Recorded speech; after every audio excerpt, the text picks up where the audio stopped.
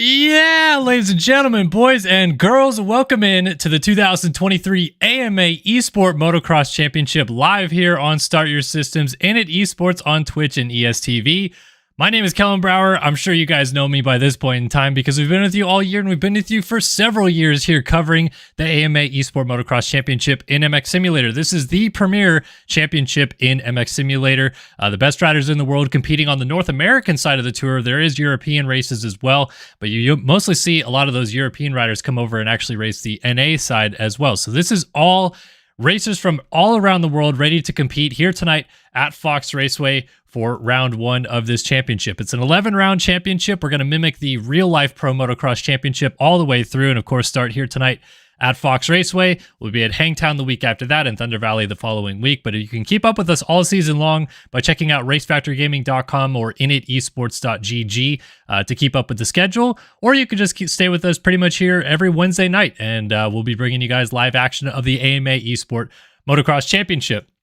So I'm not going to beat around the bush too much. We're going to jump right into this because we're going to have some consolation races. We're going to have some motos to run here shortly, and we're going to take you through every step of the program here tonight at Fox Raceway. So let's go ahead and just start off by talking about qualifying because that's what's already happened thus far. These guys had about a day of qualifying, and not really much of a surprise to see Pace and Johnson back in action, of course, coming off of a suspension towards the end of Supercross, first race back, and as the defending champion in the 450 class, fastest at a 2:11.7, just edging out the four-time national champion Alexis Leclerc, 2:11.9. Good to see Leclerc looking feisty as ever. Trevor Burns, Colby Eaglin, and then Braden Carter coming off that three-peat from Supercross, also inside of the top five, but you're also starting to see he's already 2 seconds back of Johnson going down there as the fastest qualifier with the 2:11 versus Carter's 2:13. Going down the order, though, you can see pretty much behind Carter, it's close. 2:14s, 2:15s, Cooper Hunt, Tyler Lang, 2021 national champion there in seventh. This is going to be a good group of riders, and honestly, it looks like it's going to be a USA versus France battle at this first round with obviously Leclerc, Vial, Marchini, Buttigny all in the mix as well, with Johnson, Burns, Carter, Hunt, and the rest ready to do battle on the U.S. side. But we are going to have more than 40 riders here tonight. Top 36 qualify straight in, and everybody from this 37 on back will be headed to the consolation race. So we got a pretty full field here in the 450 class. And the same can be said for the 250 class, which sees Cade Matherly go fastest in what is his hometown race, or home race. Not really a hometown, but he's nearby here in Southern California. For this Fox Raceway National, 2:15.57. Seth Shirley right there in the mix as well in a 2:15.6, just coming off of his 250 West Championship indoors. Walter Gebhardt, Bertram Hansen, and Rasmus Balzer.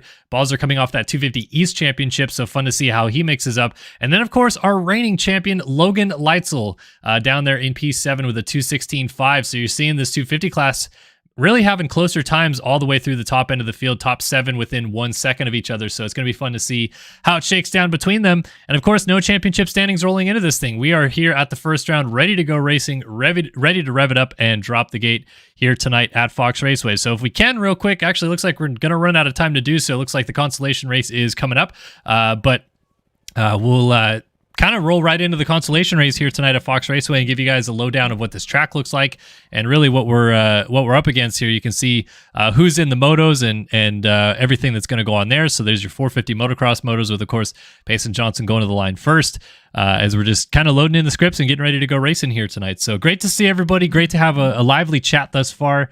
Haven't been able to read everything that's coming through in the chat room, but thank you guys so much for tuning in again. This is going to be the 9th year that we've covered the national championship in MX Simulator for Start Your System side of it. But of course, this is the 13th year running. 13th year. It is the 13th year running of the AMA Esport Motocross Championship, starting all the way back in 2011 with Austin Jones winning the first championship way back when.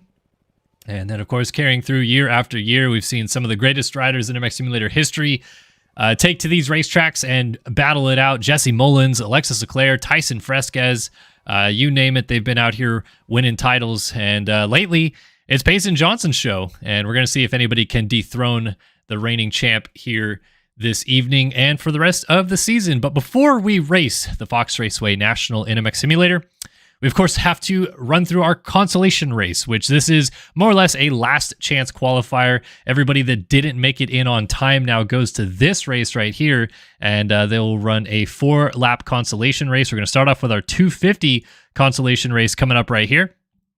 And so like I said, last chance qualifier, top 4 riders from this one will transfer through to the motos. As mentioned, 36 riders have already seeded into the motos, but then behind that, there are riders that didn't qualify through on time. They now have to go through this race to make it into the motos. If you follow real-life motocross, you get this concept. You've seen it before. But yeah, we're just going to roll right into it and finally get some gate drops here in the outdoors. So nice to take a deep, long breath and feel that fresh air of the outside as we're going to see some really fast racetracks this season. Of course, Fox Raceway is no slouch either. Really high-speed sections around this Fox Raceway circuit. Big jumps aplenty as well. Lots of tables, uphill triples, big step-ups, long finish line jump, you name it. It's got it here at Fox Raceway. But also a lot of ruts for this first round as well. The RaceFactory Gaming track crew went to work and laid in quite a few ruts into basically every corner, which is something that we haven't been seeing a whole lot of in the national championship of late, because they used to just kind of leave it more flat and leave a couple ruts up top and let the riders kind of develop it with the erode system. But it seems to me that this year we're going with a little bit more subdued erode system and more base layer of the actual stuff on the track. So we'll see how that shapes up the racing.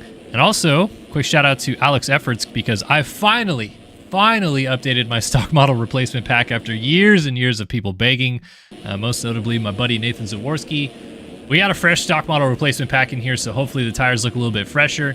But really, we're trying to get everyone's skins loaded up, and we got a decent little bit here.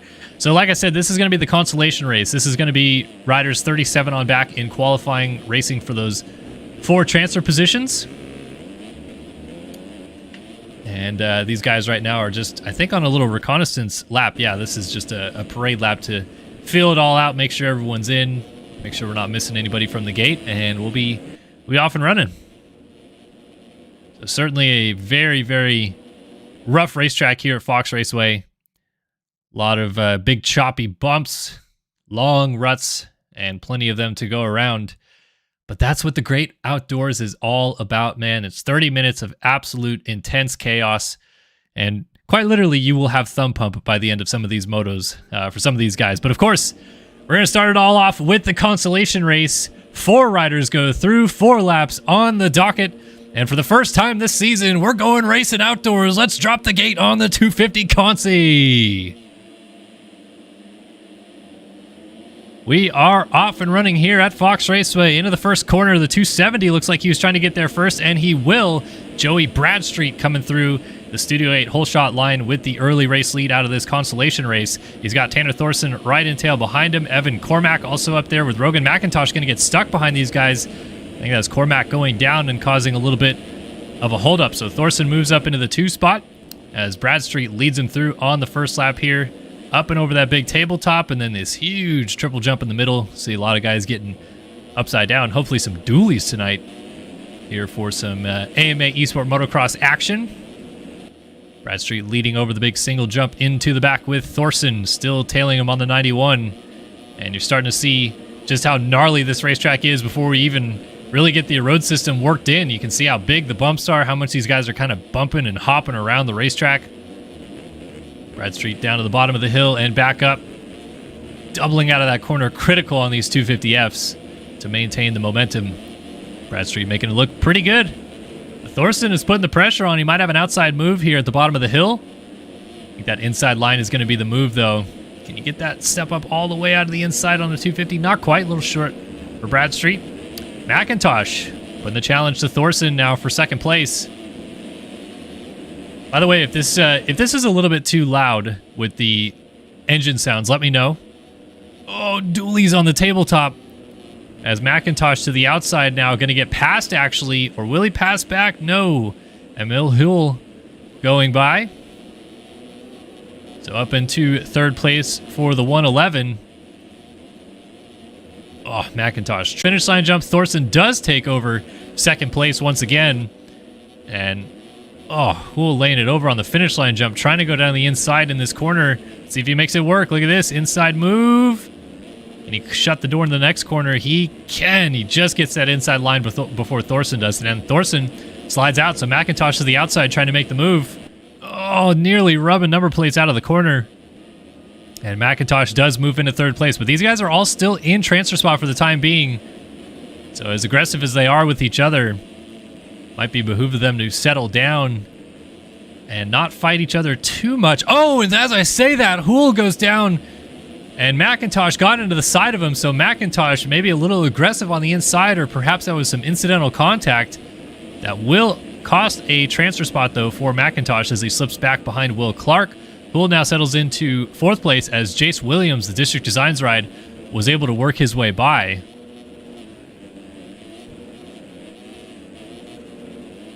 So Williams up into third place now. Meanwhile, Thorson back on the prowl trying to go after Joey Bradstreet for the race lead. And Bradstreet, so far leading this thing wire to wire out front with no real challenge. As Thorson just made a big mistake, and that gap will open back up as Jace Williams, who was just outside of a transfer spot, suddenly knocking on the door for second place in this race. And man, look at how rough that corner is. This guy's hopping over the lines, and Williams almost looping out going up the hill.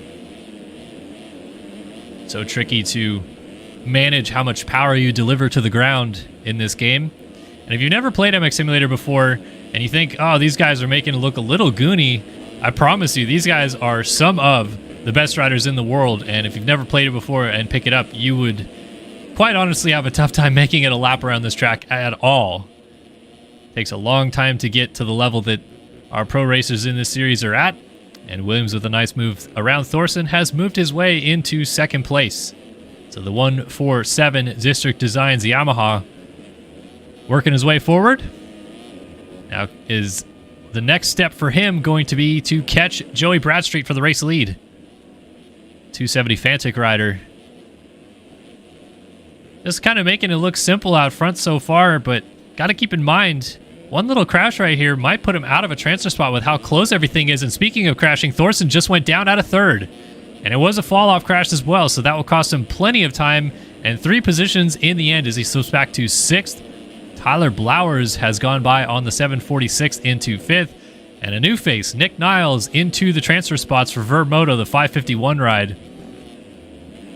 He hops into that corner after the finish line jump, halfway mark, as the halfway flag goes out in this consolation race. 2 laps down, 2 laps to go.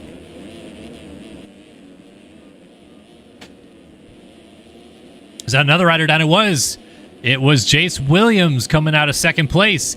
And he goes right into a heated transfer spot battle alongside Blowers, who goes down on the inside. So Williams going long in the corner right there, going to lose a little bit of time, but in the end gains that position back. And then, Tyler Blowers picking it up, and I think that was Hull who ran into the back of him right there.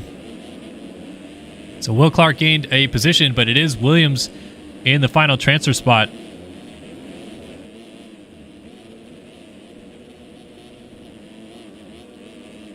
So Niles up into third, McIntosh is second, and Joey Bradstreet continuing to lead this race. We'll go on board with Bradstreet here on the 270. Give you guys an onboard perspective of this racetrack which really still doesn't seem to do it justice. As gnarly as this track is, it is very bumpy. And the ruts kind of don't flow in every direction that you want them to. A little bit of crossing over here and there, and you have to take some maybe lines you're not comfortable with just to even apex into the corner the proper way. Brad Street a little short on that step up, but that's the risky run going inside at the bottom of the hill. And down through the braking bumps here, over this little scrub single, and I'll scrub it down off of this tabletop into the back. Kind of the far end of the circuit right here. Two little far ends of the circuit at Fox Raceway. That's kind of the upper northeast one, and then there's just a straight up north one, which is up by the flagpole at the top of the hill. Brad Street brings it back down into the center of the racetrack, though. Really tight through this section right here, back to back, kind of 180 corners, not bull corners, but 180s. You see him really feathering the throttle, going in between first and second gear, using those insides to his advantage, and then gets his legs stretched out a little bit here, out into fourth gear over this big triple, over the finish line jump as the white flag is waving here at Fox Raceway. Final lap of the race for Joey Bradstreet. So it's Bradstreet from McIntosh Niles, and speaking of which, McIntosh just went down out of second. Can he pick it up in a transfer spot? He's going to get going just behind Williams, but still in fourth place, crucially.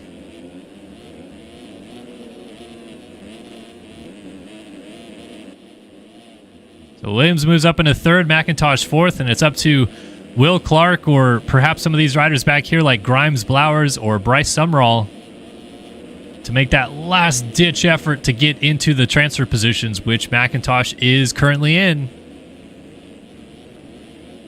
But it seems as though if McIntosh can just put a half-decent lap together here, he should be A-okay.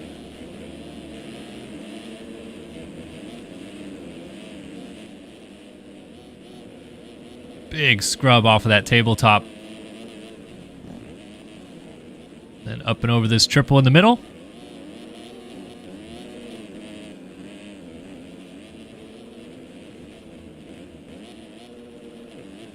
So even though it looks like these two might be riding the same bikes, as I say that, Williams loops out and goes down. I was just about to say they are not teammates, and that is going to cost Williams a transfer spot. So Will Clark has made it through into fourth, and now Williams has to do the chasing with only half a lap left in this race.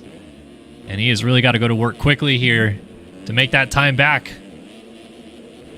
So it's up to Clark to just hold the position and not make that late race mistake as he rides the nose coming down this downhill. Williams trying to get to that inside line. Got it pretty good. Clark is able to get almost all the way to the top of the step up, though. Tell you what, Jace Williams is really starting to tighten the gap up here. This could get interesting with about 5-6 turns left to go in this race. Williams is throwing caution to the wind, trying to make the motos here at Fox Raceway. Up to the top. That is what is in it. To be in the motos versus going home early. Will Clark, Jace Williams going at it for fourth in the 250 consolation race. Look at this outside line. Nose down, and down he goes. Williams pushing the front end out of the berm, and off the track he goes. Joey Bradstreet takes the win in the consolation race. Nick Niles will pick up second. McIntosh brings it down. He will be third. And Will Clark, fortunately for him, did not have to battle all the way to the flag as he comes across to take the final transfer spot and go into the main motos. So Blowers, Williams, Emil Hool, Bryce Summerall, Harrison Gafford with trying to see who that other guy is up the inside, Hayden Grimes, Brandon Nygren, Jack Fowler, Marcondes Faitosa, Carl Novak, Evan Cormack, Taylor Bell, Tanner Thorson, Tucker Zimmerman, Race Cobble, Jake Kazarian are the names who will not be racing with us tonight. They're headed home early, not qualifying out of this consolation race, and instead, it appears it'll be Joey Bradstreet, Nick Niles, Rogan McIntosh, and Will Clark transferring to the main motos out of this 250 consolation race. We'll wait for those penalties to come in to be official. If you've never been with us before, there is a in-game penalty system that is applied post-race for basically any riders that were cutting the track. And if you're cutting the track and going off the track for too many times, or going from one timing gate to the timing gate after that too fast while off the track, it'll give you a penalty. And it looks like only 4 people received penalties, and none of them were in the top 4 right there. In fact, you have to go down to 13th place to find the first person who was a little track cutter here tonight. So it is Bradstreet, Niles, McIntosh, and Clark going through to the motos, as Bradstreet takes a whole shot to flag victory in the consolation race on his Peep.co Fantic. It's like he's right alongside his buddy right there on the 443, who did not quite make it through, Hayden Grimes. Tough luck for him. All right, Alex Efforts says he is going to do moto hole shot bonuses again, since they're still running the logo on the start structure for him, which is accurate. I guess Alex is not an official sponsor, but hey, why not? Studio 8 hole shot is here, and it is in play. Always love to see who comes through this first corner first. And this time through, it was Joey Bradstreet who went on to win this race. But the main motos, it's a whole different story. And we'll find out shortly who gets the whole shot in those. But again, before we get there, we still have one more consolation race to run. 450 Consi coming up next.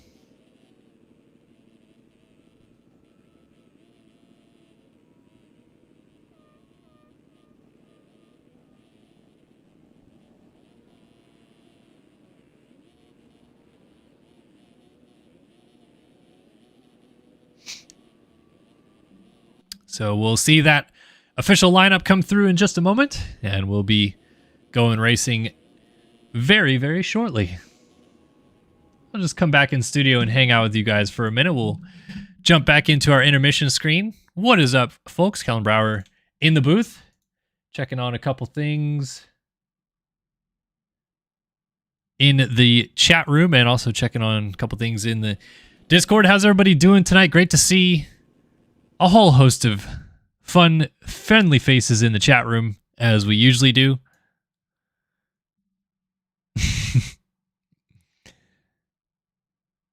Have I missed any questions? Don't think I have. Looks like you guys are just hanging out, having a good old time. The GOAT Leclerc is racing tonight for sure. See him in the 450 motos a little bit later on. Oh, poor Colton Heckman. 5 seconds off 36. You'll get there. You'll get there. What's up, Speedin? How are you?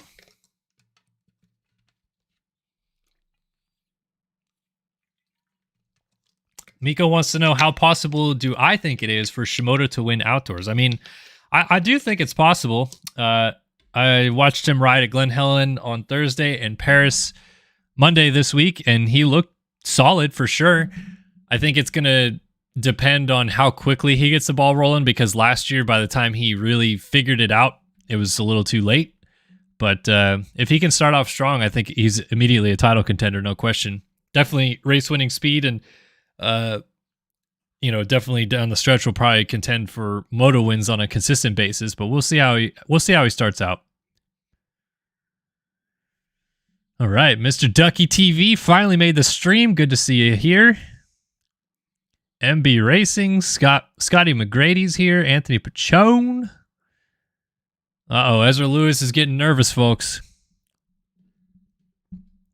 In what class is Hubbard racing? Well, he has been in the 450 class for, I guess, a year and a half, right? Because he moved up for Supercross in 2022, so he should still be in that 450 class.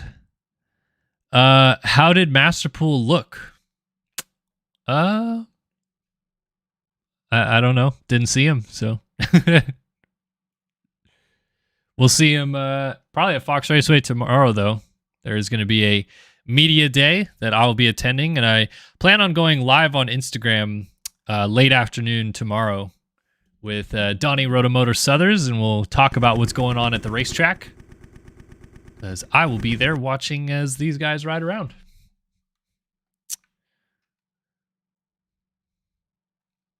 This hat that I'm wearing right here is the San Diego Gulls minor league hockey team hat. So I guess you just go to like gulls.com and check it out. All right, 450 consolation riders out on the track right now. Noah Baker, Ace Enlow, Tanner Rogers, JGMX. Love it. Ethan Olson, Jack Haley's out here. Look at that. Neil Wells, Alonzo Robin, Jet Wisdom, Sam Lancelotti, Kevin Verzaka, Noah McLaughlin, Brett Thomas, Spencer Turley. What is up, my dudes? We are ready to go racing here in the 450 consolation race. So let's have some fun, shall we? 4 riders go through in this one.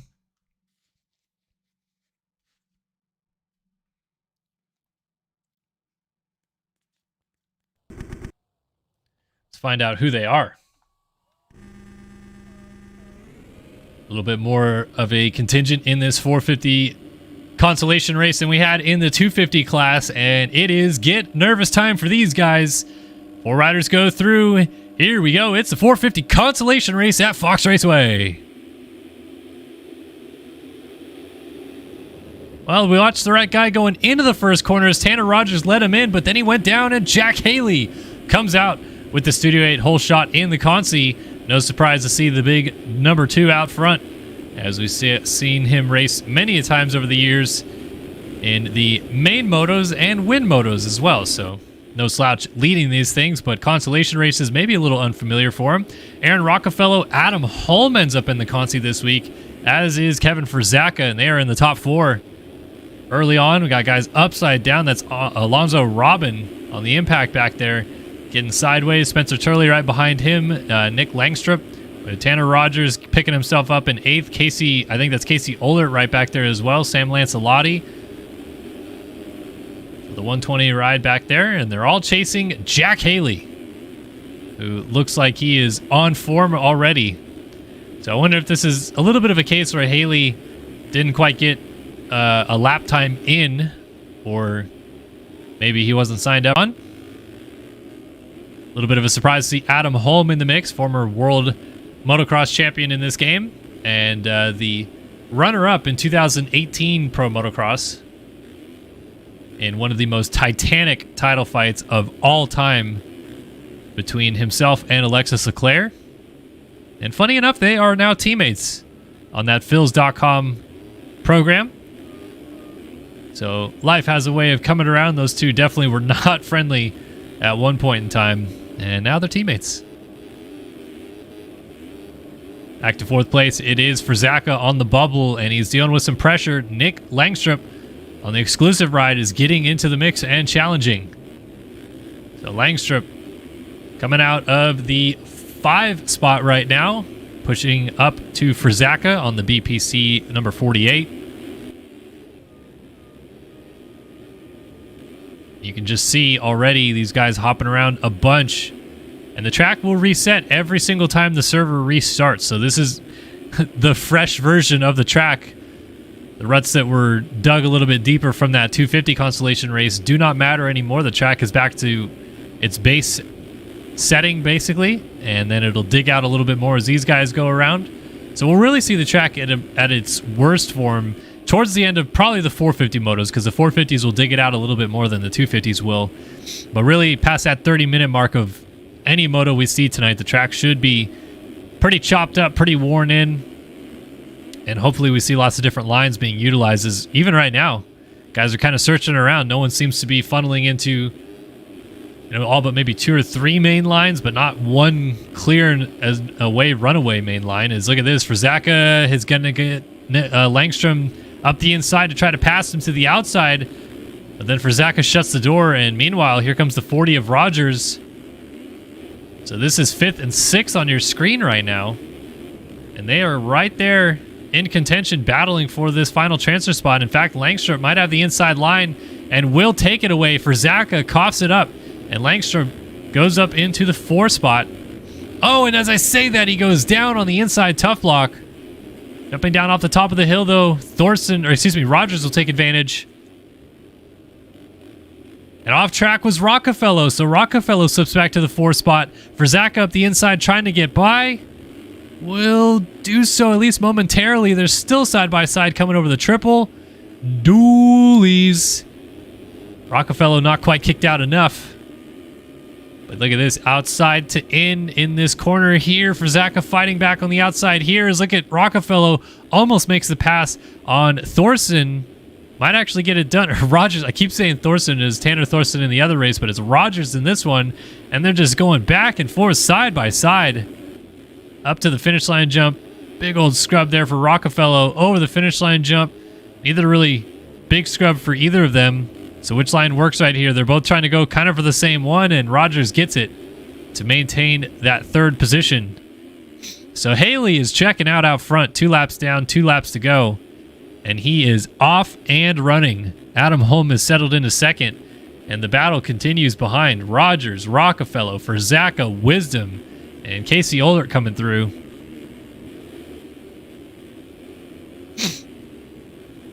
So we'll see if Frizaka can close back up to Rockefeller. Oh, and as I say that, Rogers goes down out of third place. So Frizaka through to third, Wisdom up into fourth, and now Rockefeller picks it up in fifth, as Rogers is going to go from third place out to about 7th or 8th. And in the blink of an eye, things have changed again.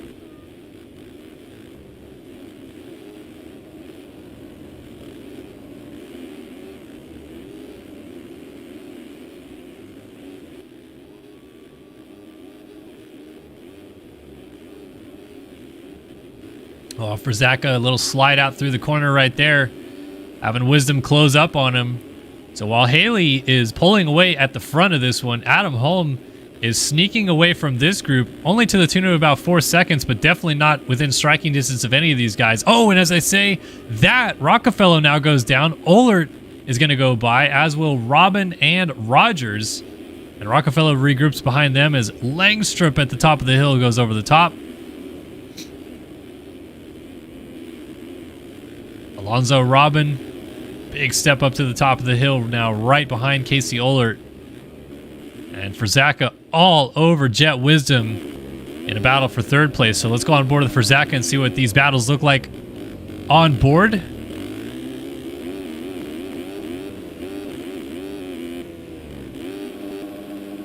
It's really interesting to see Haley in this one because he is absolutely checked out. Clearly has the pace to not be in this consolation race. So I would be curious to know how he ended up in this one. Maybe just a late sign up, didn't get a lap in or something. I don't know. Wait, really weird because he is on a mission out front. And these guys are in a heated duel for these final transfer spots. Look at Robin, I should say, and Ohlert side by side coming to the finish line jump. But this is just for 5th place. They're not even battling for a transfer spot. And with 1 lap to go, they've got to try to stop worrying about each other and worry about going forward. And now Ohlert goes over the berm. So Rogers is going to go by. Langstrup, Rockefeller also go through. And it's up to Robin to close the gap down on Frizaka, and he's doing quite a good job. The Impact 452 ride is right there on Kevin Frizaka for this final transfer spot. We're about to have another great battle for this final spot out of the consolation race. Oh, Robin with some really nice lines, and he takes advantage of Frizaka going down to get into 4th. So it's going to be Wisdom and Robin 3rd and 4th. Inching away now as Frizaka crashes out of the 4th spot. Rogers moves up to 5th with Rockefeller right behind him in 6th. Outside line for Aaron Rockefeller. Step on, step off, down in transition. Up and over that big single jump. Oh my gosh, Rogers is absolutely pushing the envelope, trying to get forward. Meanwhile, Wisdom has been passed by Alonzo Robin and has slipped back into the 4th and final transfer spot. So Rogers, who is on the move right now, has Jet Wisdom in his sights to try to close this gap down. And the 463 machine, or the 403 I should say, maybe feeling a little bit nervous. It's so tough to ride to your capabilities when you're in this position, trying to just make the motos on the last lap. The track is just so gnarly, so rough, and everything feels a little bit bigger, a little bit notchier.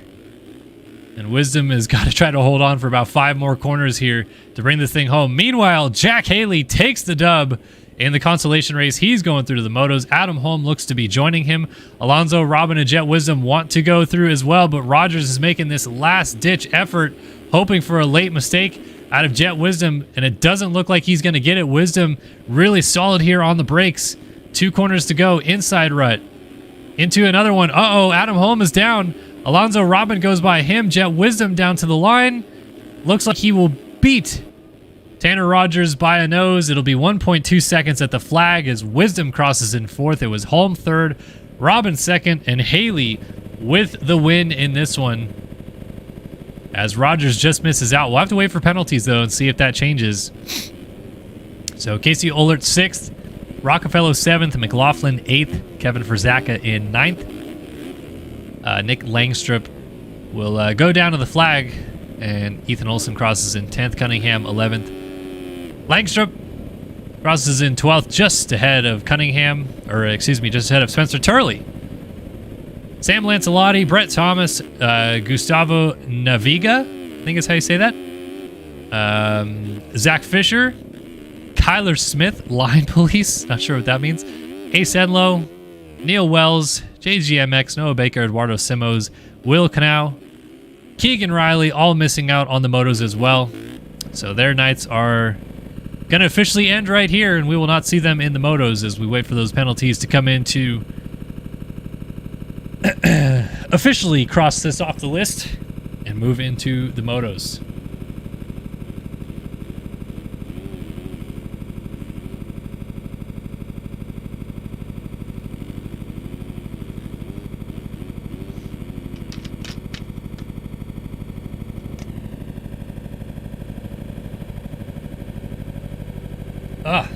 Apologize for the little bit of nasaliness right now. I'm not sure what is going on with my allergies out of nowhere.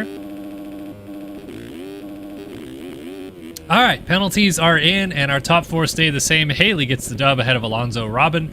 Adam Holm in 3rd, and Jet Wisdom goes to the motos with the 4th and final transfer spot.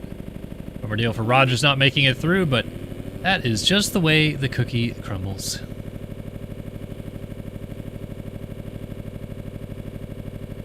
All right, 250 Moto 1 is coming up next.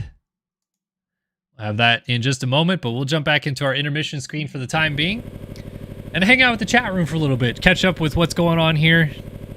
Always fun to see what you guys are chatting about. Looks like we got about 300 of you guys here tonight watching live. So thank you ever so much for tuning in to the AMA Esport Motocross Championship in MX Simulator. Brian Cross wants to know, anyone know who is making the outdoor tracks for MX bikes? And yeah, it's TFC, I believe, right?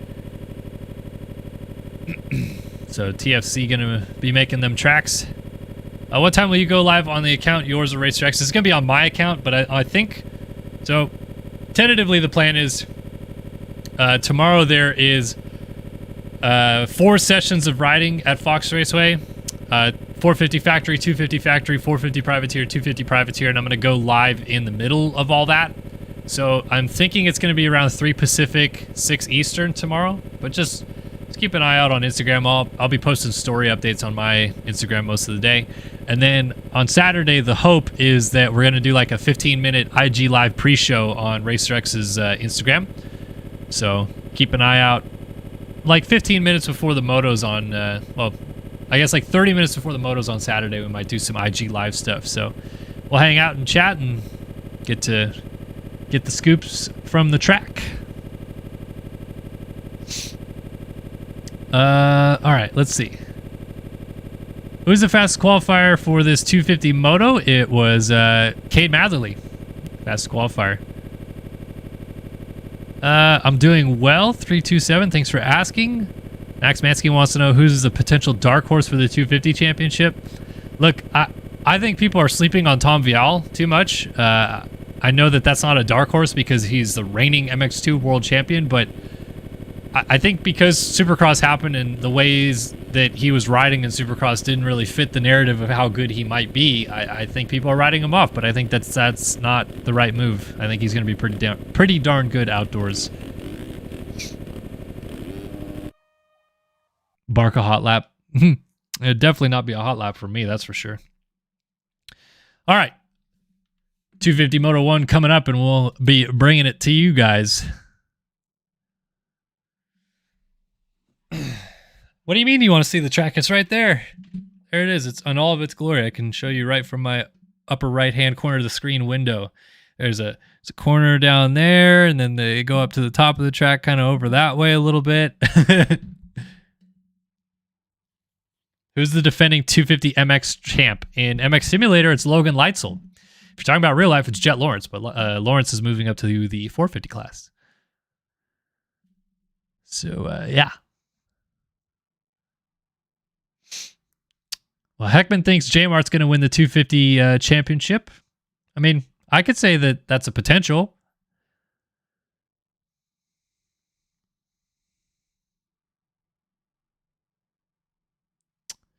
I want to see what the pros finna see. I mean, if I get there early enough, maybe I'll just walk the track tomorrow and maybe go IG live then or something like that. I don't know. We'll see. I don't know about Vial winning the championship, but I do think he's going to be more of a championship contender than most people give him credit for. Probably going to have the most hole shots for sure. That guy knows how to start motos, that's for sure. I think Hayden Deegan will be probably a little bit better than he's getting credit for as well, because I think people see his outdoor results last year and think, oh, that's what we're going to get. But obviously he was 2 races in and a rookie.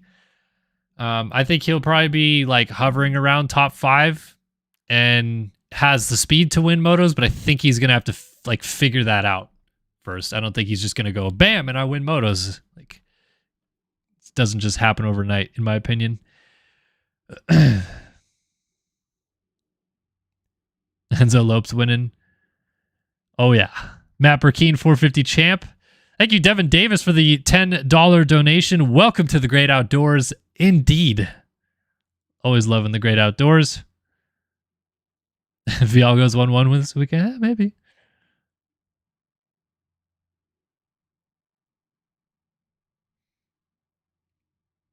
Am I Steve and JT's friend that thinks Shimoda is overrated? No. I don't know for a fact that it's Paul Parabinos, but that would be my guess. No, actually, no, it might be Truman. But it's not me. I'm higher on Shimoda's chances than I think Hunter Lawrence. You can say he's the favorite, but to not include Shimoda in that same sentence is a disservice because Shimoda was better than Hunter Lawrence last year. It's just a fact. He won 5 motos and 2 overalls, and Lawrence only won 2 motos and no overalls. So I don't think you can write Shimoda off.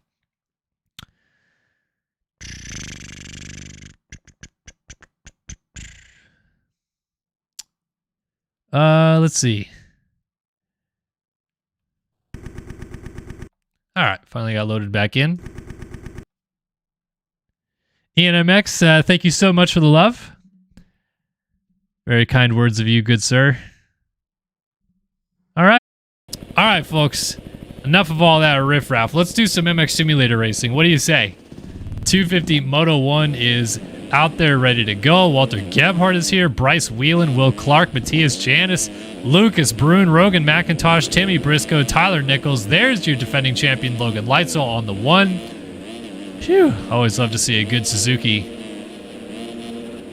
Ben Kayafa, Evan Steins, Bertram Hansen, Jack Gatlin, Seth Shirley, Nick Niles, Seth Carr, Sonny Spicer, Ryan Pinkerton, Alex Zellner, Joey Bradstreet, Alec Horn, Brett Powers, Jeremy Estrella, Emmanuel Cepeda, Rasmus Balzer, Evan Holt, Bodie Parker, Dominic Paolini, Trent Adams, Frank Jackson, Cole Gress, Jacob Kelly, Colin Allen, Max Schwalik, John Heilman, Christopher McPherson, Peyton Stevenson, and Cade Matherly, your fastest qualifier on the Twizy, number 25. Oh boy, folks. Strap in. 30 minutes plus a lap at Fox Raceway to kick off this 250 AMA Pro Motocross Championship in MX Simulator. Don't get much better than this. This 250 class is, I feel like, pretty wide open. Leitzel, of course, coming in as the reigning champ, you'd have to say might be the favorite, but he didn't qualify that well comparatively to some of the guys he's going to go up to battle against here tonight. So who comes out as our first moto winner of the season? Guess what? I think we're about to find out.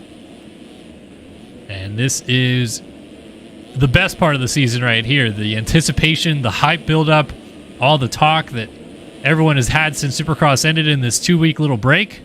Saying, oh, this guy might contend. This guy could do this. I think I can go out there and win an outdoor title. And everyone starts fresh. Everybody is on 0 points this very second.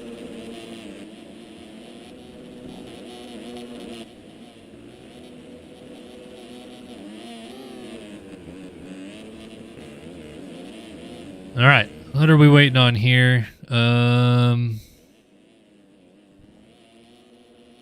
sure what we're waiting on.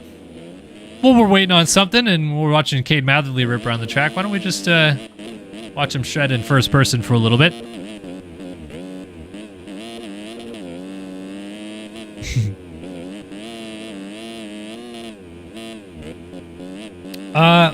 Studio 8 Hole Shot Award. I think Alex always likes when we pick somebody for it, and then if that person hole shots, we get the like the credit for it or whatever. It's a tough one though. So many good guys in the field right here.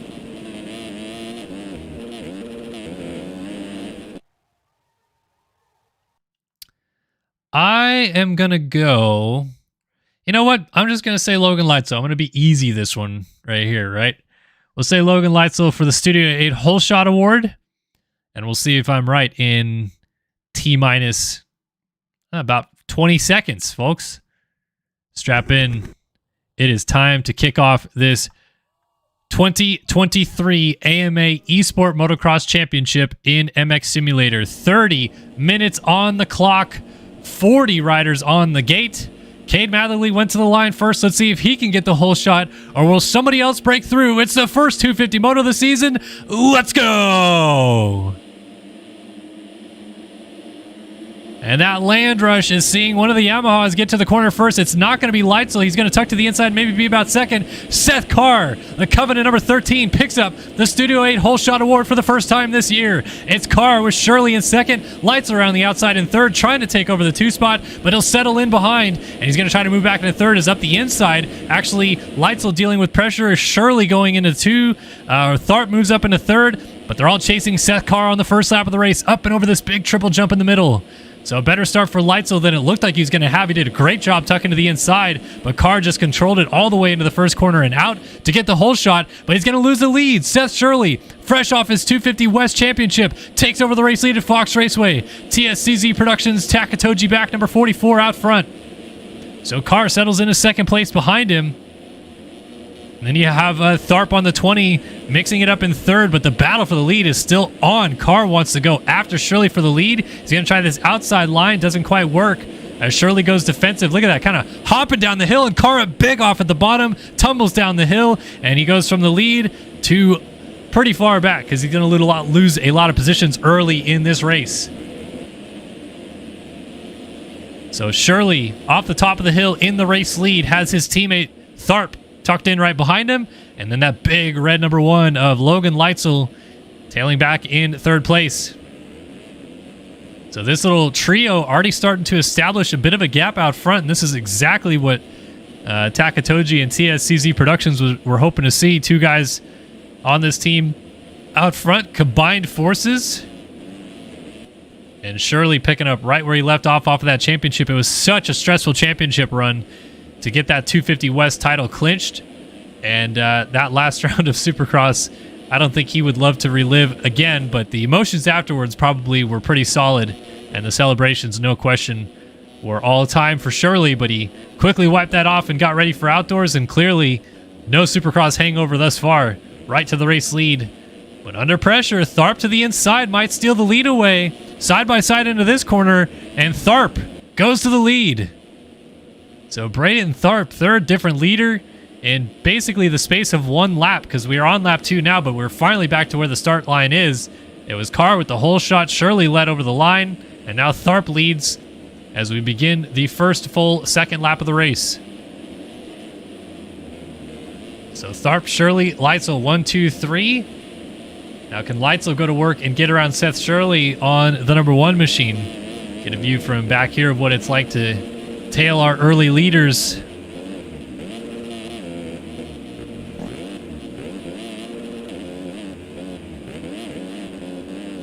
Always interesting to hear kind of the RPM range that some of these guys ride in.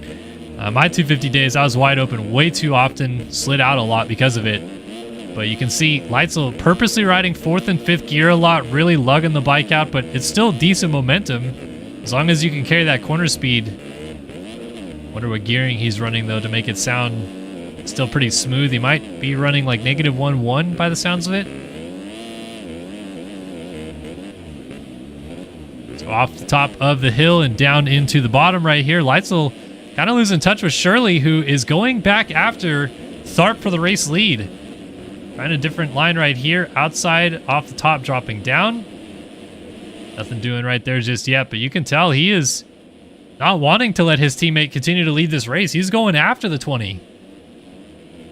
So is this strategic maybe by the teammates to kind of push each other without really passing each other's? Tharp just got filthy on that triple. You can see Shirley. Oh, front end push and tuck. Nice save not to fall off the bike, but will lose that 2 spot as Leitzel goes up into 2nd. And now Shirley settles back into 3rd. So they have opened up a pretty big gap already. It is Lucas Brune on the Impact 105 who is now in 4th. He's leading a trio of Cade Matherly, our fastest qualifier, and Bodie Parker on the 32 Yogi Designs effort.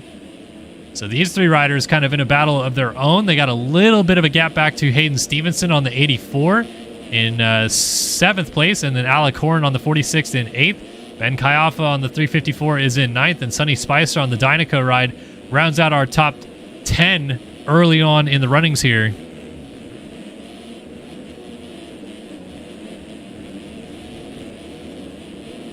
Pretty solid rides for a lot of these guys so far, but I feel like we're missing some of our top competitors as Matherly tucks it and goes down. No sign just yet. I haven't seen Balzer. Oh, and we got more riders down on the inside right there. Stevenson was down, as too was Alec Horn. And these guys are going to lose some spots, and there's a death battle going through the first corner right now. Stevenson up the inside trying to repass as they got around Sonny Spicer. Different lines being utilized. Emmanuel Cepeda got into the mix as well here on the Boots House effort. And then Matherly leads a little bit of a freight train right here, which features Matthias Janis, Ben Kayaffa right behind him, and then Matherly on the 25 just ahead of this group. And you can see how closely knit they all are going over this big triple in the middle. 4 or 5 riders in the air at the same time. Outside line by Janis tripling up over that little step-on, step-off option. And Kayaffa to the outside trying to build speed, but look at that line by Janis. Then jumps off the track back on. Interesting way to make a pass, but hey, sometimes you just got to send it and hope. Meanwhile, Stevenson under attack up the inside is Cepeda on the 179 ride. Not quite able to make that move just yet. Dealing with pressure from Pinkerton. So interesting to see that line off the top of the hill. These guys choosing not to kind of clear the tabletop off the top, and instead they'll like roll and then bounce off of it to clear some more braking bumps going down the hill. Pretty smart riding for sure to not land in the real choppy stuff. As Cepeda is still working on Hayden Stevenson. Stevenson trying to close up on Ben Kayaffa. They're losing touch though as Janis and Matherly sneaking away from this group. Parker all over Lucas Brune in what is about a 4th place still. So they have not quite caught the lead trio, but they're in a nice little battle amongst each other. And this is a solid effort for Brune on the Impact 105.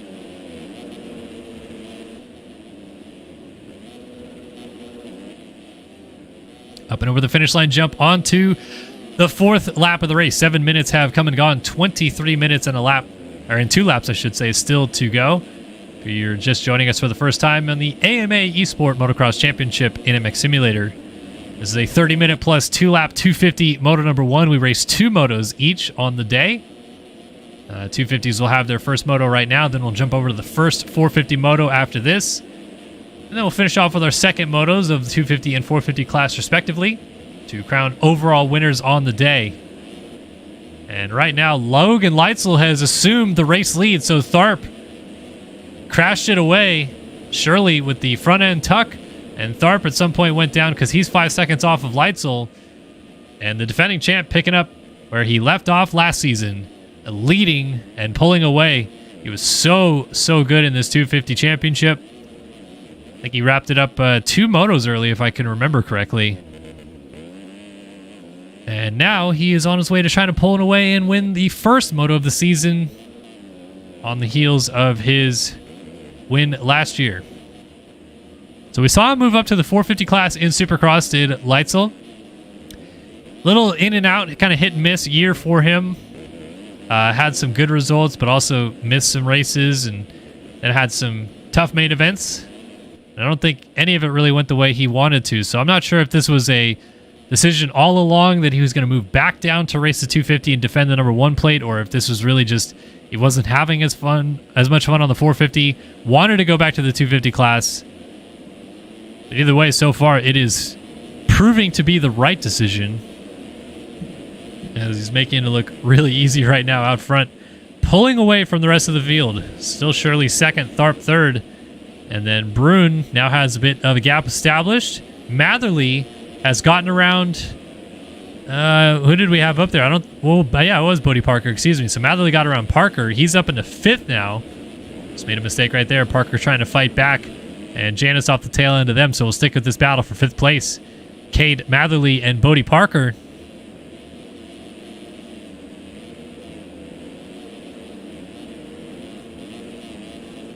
Matherly coming into the evening as our fastest qualifier. Winner of the Washougal National last year. Got it done for his first career 250 moto and overall victory. But then he expected himself, I feel like, to be a little bit more of a contender in Supercross. He had really good rides. A couple second place finishes. But just couldn't quite get that elusive race victory. Looking to prove something outdoors this year, it seems. And he is all over Lucas Brune on the 105 for 4th place right here. Back and forth they go. Inside line for Matherly. Let's see if it works. Brune charging that outside, or really the middle rut.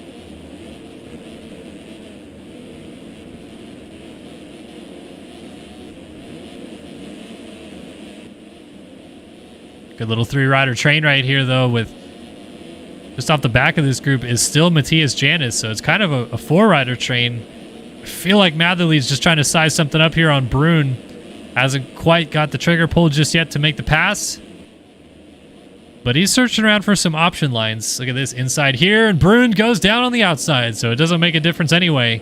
Matherly up into 4th place and brings this trio with him. Parker now having Janis close up right behind him, and this is now a full-on 3-rider battle because small mistake by Matherly allowed them into the fray.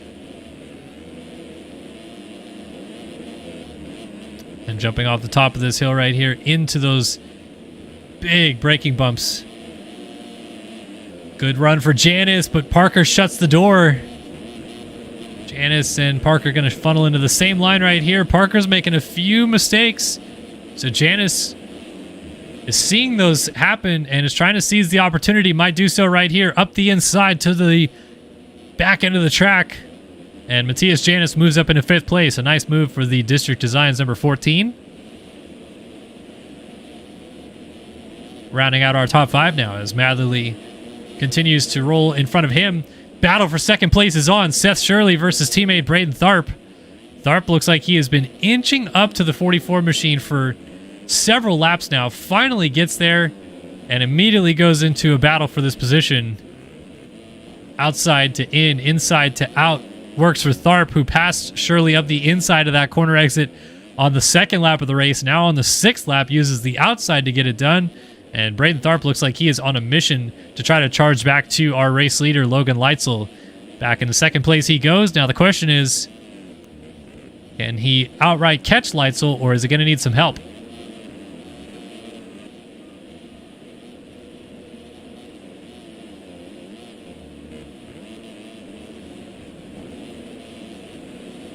Man, Leitzel just looks like spinning image of what he was doing last year. So smooth, so consistent, hitting his marks, and not always the fastest rider on the track, though he did have several fastest laps of the race in 2022. But just, I'm sure he would love to take a moto win to start the season. Right now looking good as we approach halfway of 250 Moto 1 here at Fox Raceway.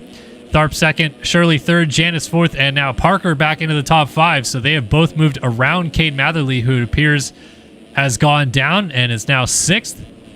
Brune has slipped back to 7th, and we got Kaiafa down in the waves with Hayden Stevenson. Off the track coming back on was Evan Holt. So Holtzy moves into 9th. That's going to see him seeded into the top 10. Seth Carr got around all these guys as well, and he is now 8th. As this 3-rider battle for 9th continues, Holtzy with Stevenson in 10th and Kaiafa just off the back of them in 11th.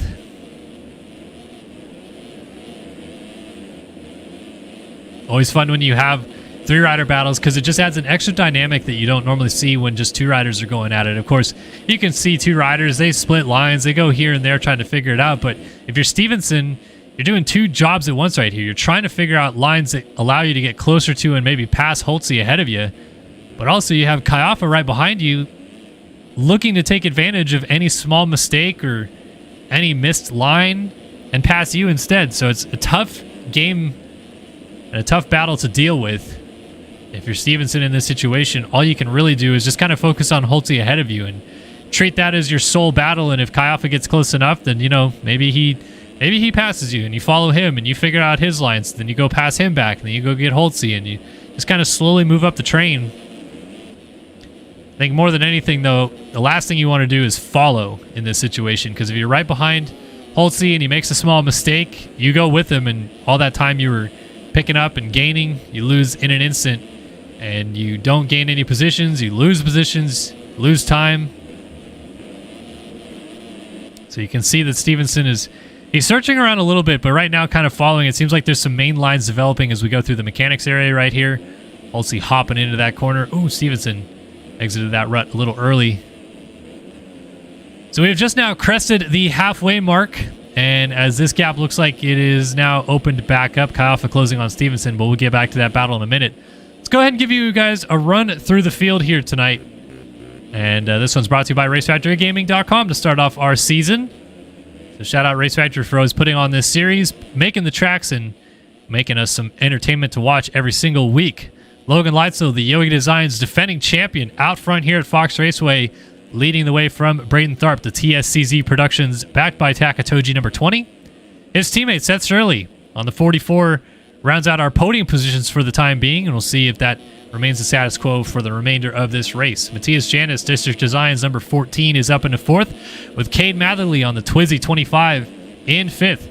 Odie Parker, Yogi Designs ride on the 32, is in 6th. Lucas Brune, Impact 105 in 7th, just ahead of Seth Carr on the 13 Covenant Machine in 8th. 9th now for Hayden Stevenson. He has got around Evan Holt on the Yogi Designs number 84. And Ben Kaiafa on the Empire 354 rounds out our top 10. Emmanuel Cepeda, the Boots House 179, is 11th, with Rasmus Balzer. Finally, we see him up into 12th. The Yogi Designs number 35. Evan Holt has slipped back to 13th on the TSCZ Productions Takatoji 85. 14th for Colin Allen on the Phil's 355 is what he tends to run, but 351 on the bike. This is Johnny Padani on the Phil's number 16, now rounding out our top 15 positions, with Ryan Pinkerton on the Yogi Designs number 68 machine in 16th. 17th for Frank Jackson on the 28 Phil's Kawasaki. 18th for Leith Ness on the RNDM.co 187. I think that's random.co. John Heilman is in 19th on the Dynaco number 43. And Max Chwalik, the Phil's Ski and Snowboard number 38, looks to be rounding out our points bank positions for the time being. So that is a quick run through the field brought to you by RaceFactoryGaming.com. And it's going to be Sonny Spicer who moves into the 20th positions for Dynaco on the 95, because Heilman, his teammate, was down. And then Heilman picks it up to see Bertram Hansen slide through. And Trent Adams also going to get by as well. So that is kind of an eye on where everybody is in the points bank positions for the time being, as we key back onto our race leader, Logan Leitzel. Lap traffic coming into play, and I feel as though Tharp is sensing opportunity with the amount of lap traffic that Leitzel is starting to hit. 121.7 to a 120.8 last time by, but it feels like Tharp has brought that gap down. So we'll see if this next time through Tharp has either upped the pace, or maybe Leitzel's fallen off a little bit as he tries to work through some of this lap traffic.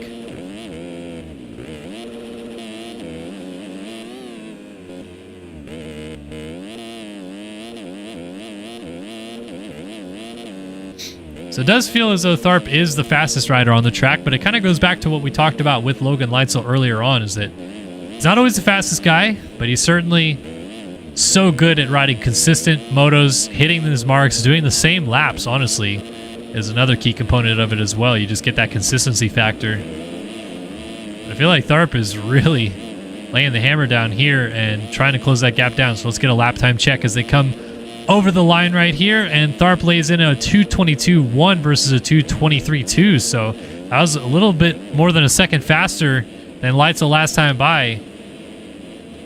Need 5 of those though, and not the easiest thing to do, especially as he is now also working through some lap traffic. Nicely done by a few of our back markers there to move aside and let Tharp continue to charge forward. Of course, even just a second place finish in this one, though, is pretty big for Tharp, because you can roll into the second moto knowing, you know, I'm the fastest or one of the fastest riders on the track. Got a good start. If I could do it again, I could contend for the race win again and potentially for the overall win. But you know how some of these guys work as well.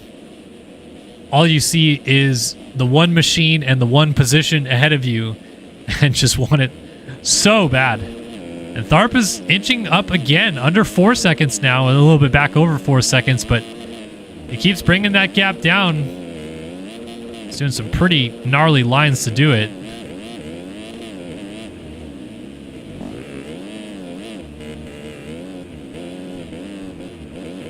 So if you're Leitzel here, I almost wonder if the plan is to not worry too much about the gap coming down, continue to ride your own race. If he catches you, cool, then the battle's on, but don't ride over your head to try to stretch it back out or any manner like that, because really it's kind of been a yo-yo, and actually Alec Horn is going to land right in front of Tharp. Oh my gosh, what a save. Tharp is going to lose a few seconds in the process of that, but I don't know how the heck he doesn't crash right there. So Leitzel going to be the benefactor of a little bit more time to his race lead added on. And surely going to see the gap up ahead of him to Tharp come down a little bit, but it seems as though he's kind of lost touch with what Tharp is doing anyway. Tharp was gapping Shirley by a second, a lap or two each time through, and I think that trend might continue unless we see some crashing.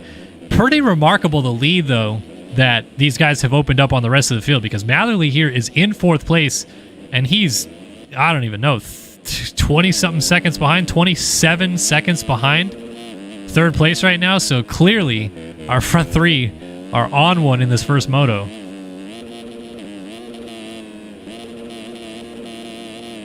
Guess if you're Cade Matherly, you just have to accept the fact that 4th is the best you're going to get in this one, unless you have some significant crashing ahead of you. And again, Matherly went into this as the fastest qualifier, so, you know, wants to get on the box, but start off with a 4th place and roll it into the second moto, looking for a better result. Never hurts to have that as well.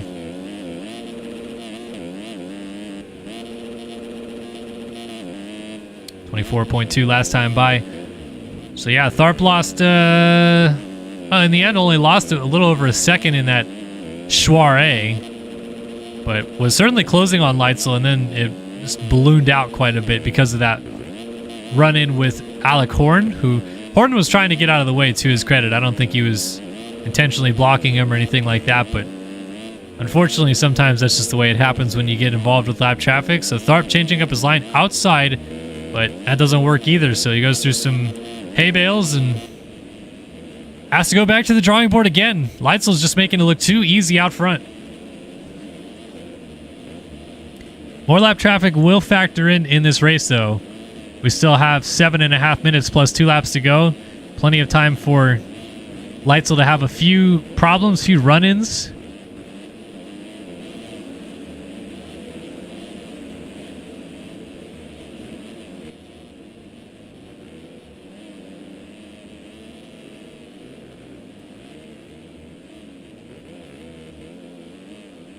Certainly is looking pretty comfortable in his position, though. He's made really almost no mistakes every time we've come to him. Just the flow from corner to corner looks really solid. Looks like he's got pretty much the right amount of speed in every corner, too. He hasn't pushed in any areas that I've seen. Of course, this pace for me would be wide open, everything I could give, and he's making it look really easy. It's not that easy though, folks, I can promise you. Been a long time since I went this speed, but even going that speed back then, it was not easy. Leitzel just floating from corner to corner. Just making it look a lot easier than it is. So Tharp still hovering at that 6-second range, and looks like Leitzel's done a pretty solid job of kind of navigating through a little group of lappers that I thought he was going to run into. And actually right there, Tharp had to check up a little bit to not get into a lapped rider. Oh, is Leitzel down? He is. Leitzel is down out of the race lead, and he's going to pick it up right behind Tharp. So we've been waiting for a mistake out of Leitzel for so long, and it finally comes. I think it may have just been a little mistake on his own, though. And it sucks that when you just have a little front end push over a corner like that, sometimes it leads to an instant fall off crash. But in the end, I mean, he had a 7-second lead, and it ate up every inch of that and then some to give Tharp the lead. But now we got a little bit of a race on our hands here, and Leitzel's got to go kind of to the drawing board himself to figure out what Tharp was doing to initially close that gap down a little bit.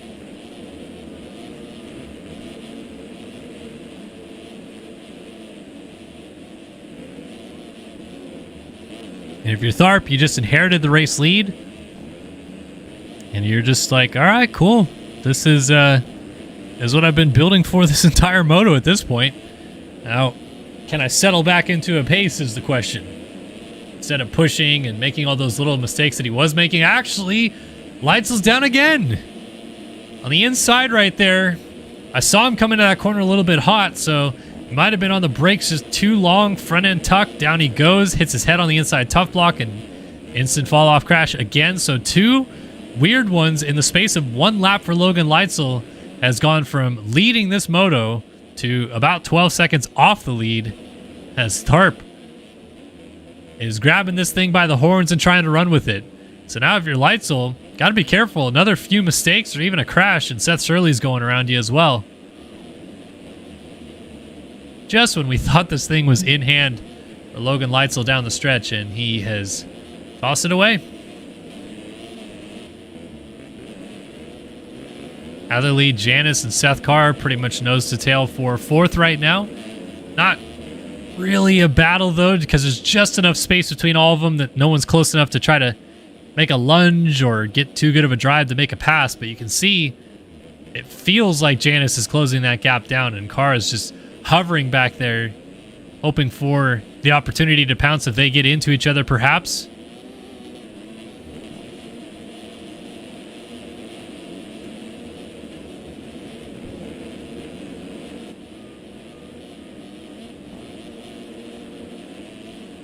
So we thought it would be a little bit more chaotic to start the year in this 250 class, but really we're seeing huge gaps between groups of riders right now, and it's going to be interesting to see in the second moto if that trend continues or if it really was just down to some of our key contenders not getting the starts, like Matherly, who was outside of the top 10 early on. No balls are up in the mix. You got Shirley, Tharp, and Leitzel, who all hit basically the mark off the get-go, pulled away early and put a huge gap on everybody else that has thus far been insurmountable. And now Leitzel has coughed up second place. Shirley has gone through. So Leitzel, not sure if it's just struggling with the late roughness of this track as the road system continues to change ever so slightly each lap that passes by.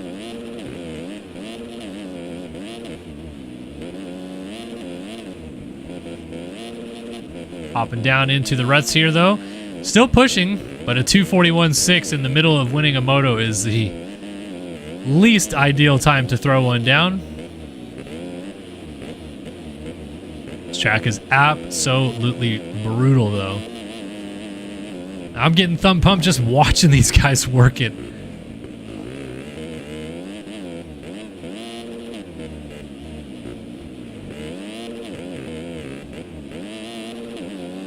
Leitzel still just 2 seconds back of Shirley. You see him going up into the corner Do that inside rut ahead, and another crash as the one machine hits the deck again.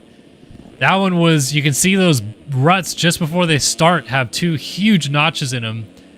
And that was just his rear tire catching one, kicking back the other way, and then before you know it, he's high-siding over the main ruts right there on the inside.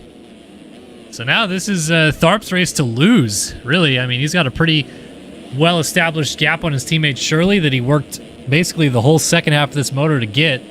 And then when Leitzel coughed up the race lead, Tharp has established a 15-second advantage now.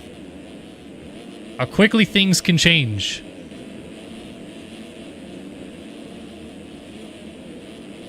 Tharp, Shirley, Leitzel 1, 2, 3. Matherly has Janice just all over him. So that battle for fourth has slowly been developing for quite some time. And finally, it looks like we're about ready to go here as Matherly has slipped into the clutches of Janice. Lap time check real quick. 26.4, 26.6. So 2/10 in it. And then Seth Carr behind them also in the 26s, but a little bit slower. And then Matherly's also having to deal with navigating some lap traffic right here, which doesn't help his case. Again, every single time you're the first person of a group to run into lap traffic, it always seems to just hurt you that little bit more. Because once a lapper's keen to move out of your way as Matherly, how does he not fall off the bike right there? Swap, kind of tire tap the rear tire in reverse going into the corner, just straight up fakied into the turn. And somehow stays on two wheels, but only loses one position. Janice goes into fourth, Matherly fifth, and now Carr right behind him in sixth. Ready to do battle with Matherly to get inside of the top five if he can.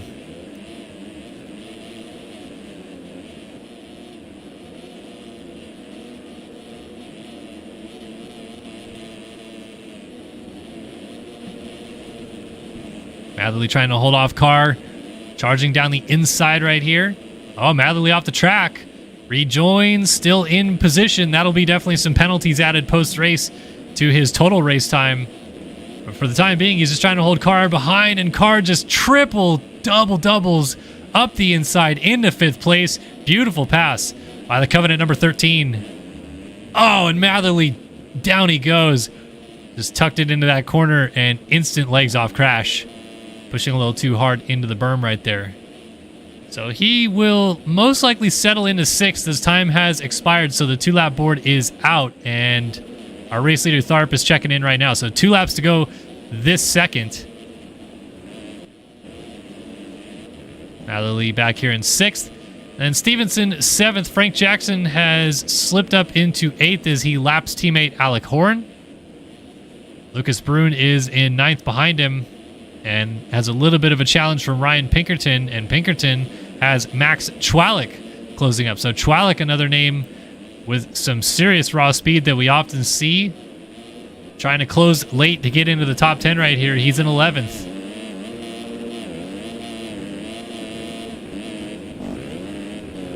A little crossover line right there. Pinkerton not feeling the flow in and out of that corner. Look at just all the bumps coming down the hill. What line are you going to pick? It just feels like none of them are going to work in your favor. Nice line, though, from Chwalik to hit that inside middle rut and still pop the step up rather cleanly. And jumping back down the hill through the rough and tumble right there. They're just all over Lucas Brune. This is a terrific 3-rider fight. You're seeing the perspective from Chwalik, who's going to go up the inside of Pinkerton and try to make this pass. Pinkerton shuffles back around the outside to move back through, up and over this big triple. 3 riders in the air at the same time. Pinkerton almost over whips it. 3 different lines coming into this corner. Oh, Pinkerton swaps city and down. So up into the top 10 goes Chwalik, who wants a piece of Lucas Brune just ahead of him. Might not be wasting too much time to make this pass either, as he is charged right up behind him. Hard on the gas, scrubbing towards the finish line. Hard on the gas again. Another healthy scrub down the inside into this corner.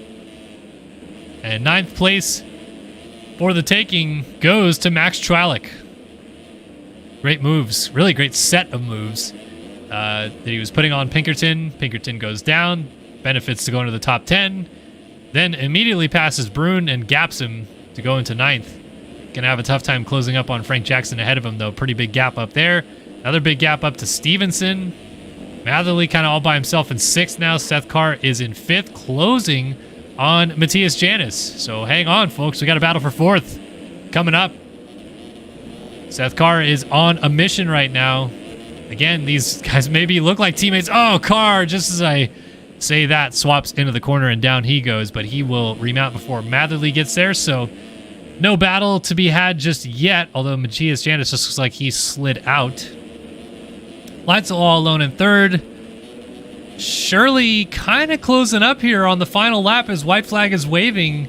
Not over just yet. 2.3 seconds in it, 26.6. Oh, and Tharp is down in the corner after the finish line jump. Here we go. Shirley for the race lead. Crossing over Tharp, tucks the line away. And then he bounces in and out of the corner. Shirley uses an alternate line, 2 alternate lines, trying to avoid. Oh, and then into a downed rider. So Shirley, just as he... Oh, now Tharp is down and off the bike after the mechanics area. And Shirley is going to take the race lead right there. And Leitzel is suddenly back into play for this race win. Unbelievable sequence here on the final lap is kicking off. Shirley with Tharp now right on his tail. And Leitzel only 4 seconds off the lead. Holy smokes, look at how rough this track is. It is eating these guys apart. And Leitzel hoping these teammates run into each other and gift him a moto win here. So what is about to happen on the final lap here, the first moto of the season? Shirley into that hay bale. So lucky it didn't kick him hard. And now Tharp is going to start throwing caution to the wind down the inside. Look at that. Shirley uses that beautiful line on the outside to just hover all the way to the next corner, and then he goes down. Oh my goodness, he had tremendous speed into that corner, swaps, and off the bike he goes. And somehow, after all this, it's going to kind of end up status quo unless Tharp goes down. Because Leitzel had crashed, so Shirley crashing gives him a bit of a gap back to Leitzel. And Tharp has a bit of a race lead once again. What is happening on the final lap of this race here at Fox Raceway? I think that is a clue into just how gnarly the track crew has made this racetrack, that they are biting so much of these guys late. And so Shirley goes from gifting into a moto win potentially on the last lap to pulling away from Tharp with a brilliant line and then crashing it away anyway. And now Tharp just has to survive 3 more corners here, now down to 2 more corners.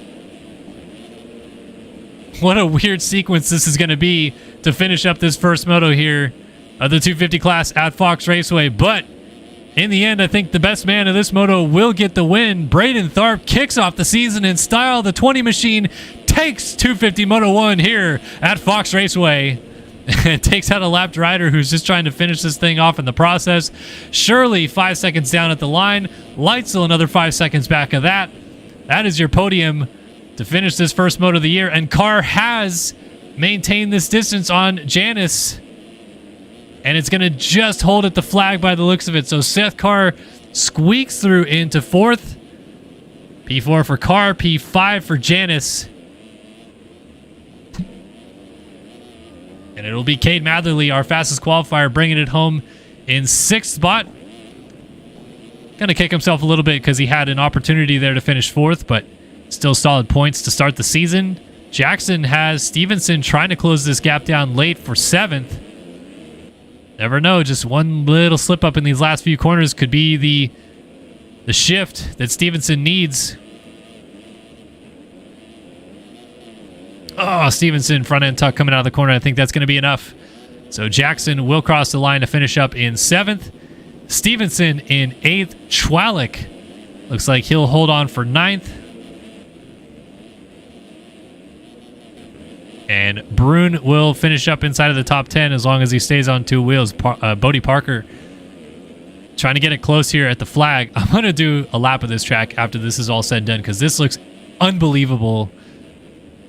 As Pinkerton is in 12th. Ben Kayaffa 13th. Adams 14th. And then a gaggle of lapped riders in between them and Evan Holt, who's in 15th. As everyone looks like they're going to come down to the flag. Adams there 14th. Evan Holt 15th. Balzer 16th in the end. Colin Allen 17th. Emmanuel Cepeda going to pick up some points as Heilman slides out in 18th and allows, or excuse me, in 19th and allows Leith Nesby. So can Heilman hold off the charge from Jack Gatland to get this dub for the final point, more or less? Just tiptoeing. Look at, those corners must be absolutely brutal on these guys if you're going that slow, just trying to maintain 20th on the final lap. But Heilman will do it. So Gatland just misses out. I'm going to go back to myself because I want to ride this real quick and see what this feels like. This looks unbelievable. And we'll also see just how terrible my skill set is right now. Oof. A little bit late on the brakes. Oh my gosh. Oh my gosh, that is so rough going into that corner. Holy smokes. Jeez, look, these are like wall ruts right here.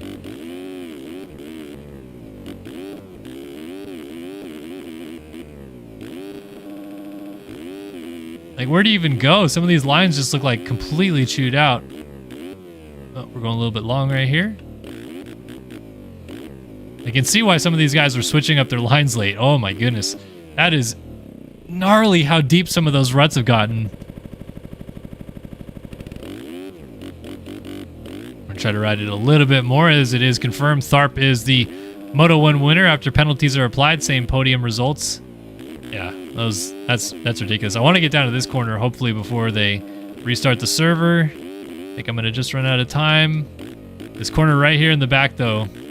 Look at this, like, oh. Actually, that line I just took right there isn't too bad. It's a little bit choppy. And then this corner coming down the next hill right here was the one that everyone was doing some weird stuff to try to avoid the chaos. Because look at, oh my goodness. No, we actually kind of survived down into that corner. Step up to the top. Look at those ruts right there, jeez.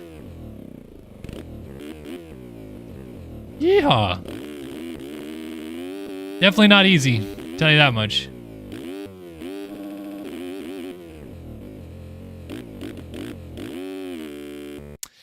Yeah, that track is ridiculous. So dang ruddy. No, the officials do not decide that I go off the track. I stay on the track when I choose. All right, 450 Moto 1 coming up next, folks. We got... You name them, they're here. Payson Johnson, Alexis Leclerc, Braden Carter, Tyler Lang, Jacob Hubbard. I know we got a Hubbo fan in the chat recently. Hold up the 450 site lap, I know. Get that old retired idiot off the track. What is he doing out there? Redonkulous.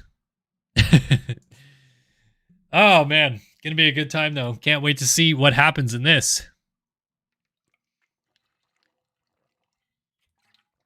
I don't think I could race him anymore. I really don't. Pretty rough and tumbled these days. Honestly, I never did in a road national, I think. My last national was 2017, and I think that was right before a road. Right? No, my last race was Vegas 17, I think. So I never did a national in 17.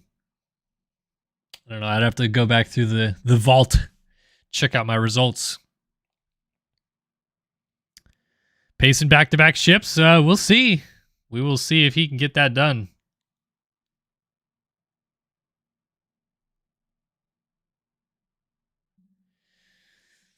What else we got going on in the Chiggity chat room?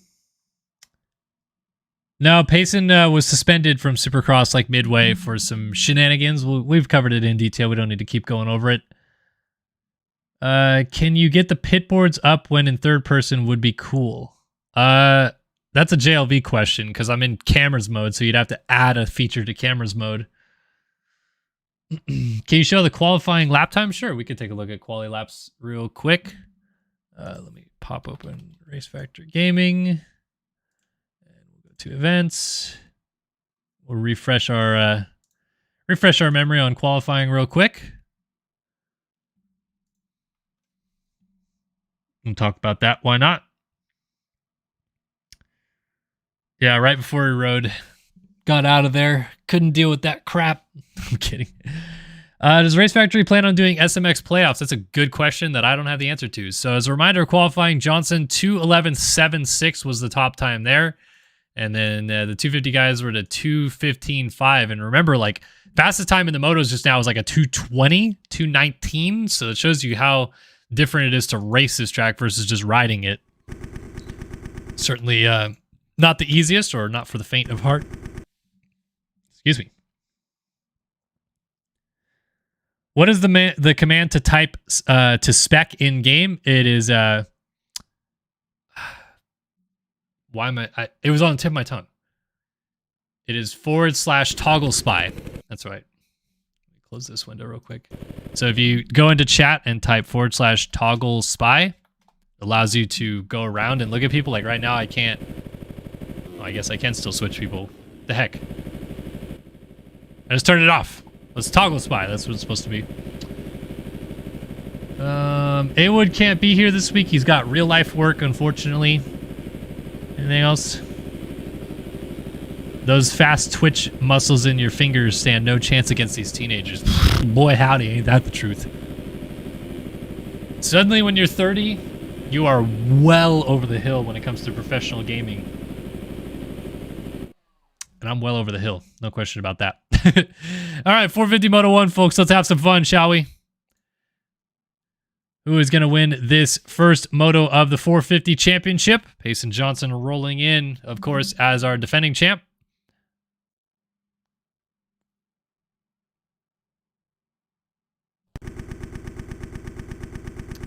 There we go. Timer up. Ready to go. Ready to drop the gate on the season. Who should we watch? Maybe Hubbard up the inside. That's a good shot if we can see it happen. T-Lang on the 5. Everybody in the mix. Here we go. 450 Moto 1 at Fox Raceway.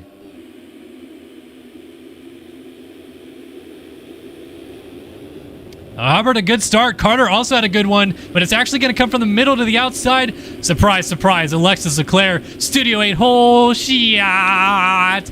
The 7 machine leads us around. Looks like he's got Chris Post right up behind him. I downloaded Posty stuff, I thought, but I apologize that I don't have it. So it's Leclerc from Pablo Vial up front, leading this thing early on. And that's not good news for the rest of the field because Leclerc is so darn good outdoors. And it sounds like Johnson was down in the first quarter with Carter. So big pile up, and our defending champ went down in it, and that is going to spell disaster for him and our reigning Supercross champion. Look at Leclerc launching down the hill. Doesn't get that inside rut, but still no problem stopping and get to the inside. Hey, Pablo Vial's kind of sticking with him. 32nd place. Payson Johnson, horrendous start early on. He is well down the order. He's going to have a huge hill to climb. Oh, Leclerc hopping into the corner. Vial sensing possibilities here to try to take the race lead. Eaglin with a bad start as well. Saw him 36th. As Dylan Cavacuti brings up the caboose. So Leclerc from Pablo Vial on lap number 1 here. 450 Moto 1 at Fox Raceway in MX Simulator. I'm trying to see where Carter picked himself up at. The Supercross champ, not known for his outdoor prowess, but really wanted to turn it around this year. Really was hoping to have a better season and came into the first corner looking like he was ready to hole shot this thing. But Leclerc used that kind of outside in swoop to his advantage to hole shot, and he will officially lead the first lap of the race. So Leclerc from Pablo Vial, 1-2, and battle is on. Pablo Vial wants to go to the race lead here on the Impact 27. Does not care the stature of his fellow Frenchman, Alexis Leclerc. So let's see if he can maybe size something up early.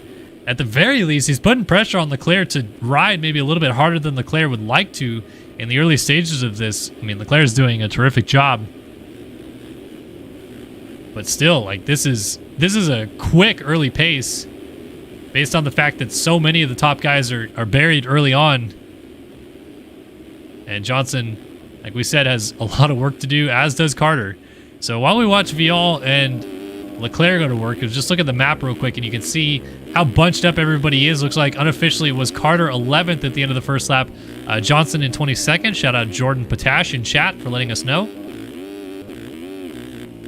Mistake for Vial, and Leclerc nails the 3-3-1 up to the top of the hill. So that is all she wrote in terms of that battle. He is gone. As Posty settles up into third, here's Sullivan in fourth with a great start. Sullivan was so good down the stretch, winning the Denver Supercross and battling for the win at the Salt Lake City Supercross. So rolling that momentum right into outdoors, trying to get up into a podium position early on with the TSCZ Productions number 11 program here. And J.R. Ray is for Dynaco. Always good to see J.R. Ray is up in the mix as well with an early 5th place ride at the moment. He's got pressure from behind. Austin Schaefer closing in with Ethan Gerst right behind him. Jack Haley out of the Consi inside of the top 10. And then Carter looks to have moved his way into 9th now in the early stages of this one. So good effort for the 9 machine. Kyle Boardman there in 10th. Caden Gross is 11th. Brennan 12th. Castellaneta 13th. Brandon Cockcroft at the bottom of the hill is into 14th with Adam Holm around the outside now 15th. Side by side with Devin Davis, who's actually going to assume the P15 position. Holm back to 16th. Cooper Hutt 17th. And then finally, our defending champion Payson Johnson coming through right now in 18th spot.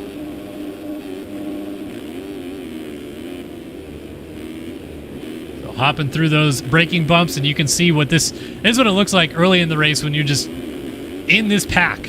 It's not that this is bad riders or anything of that sort. This is just what it's like to have to navigate and try to make passes and still hit your marks and not get caught up in all the other stuff going on around you.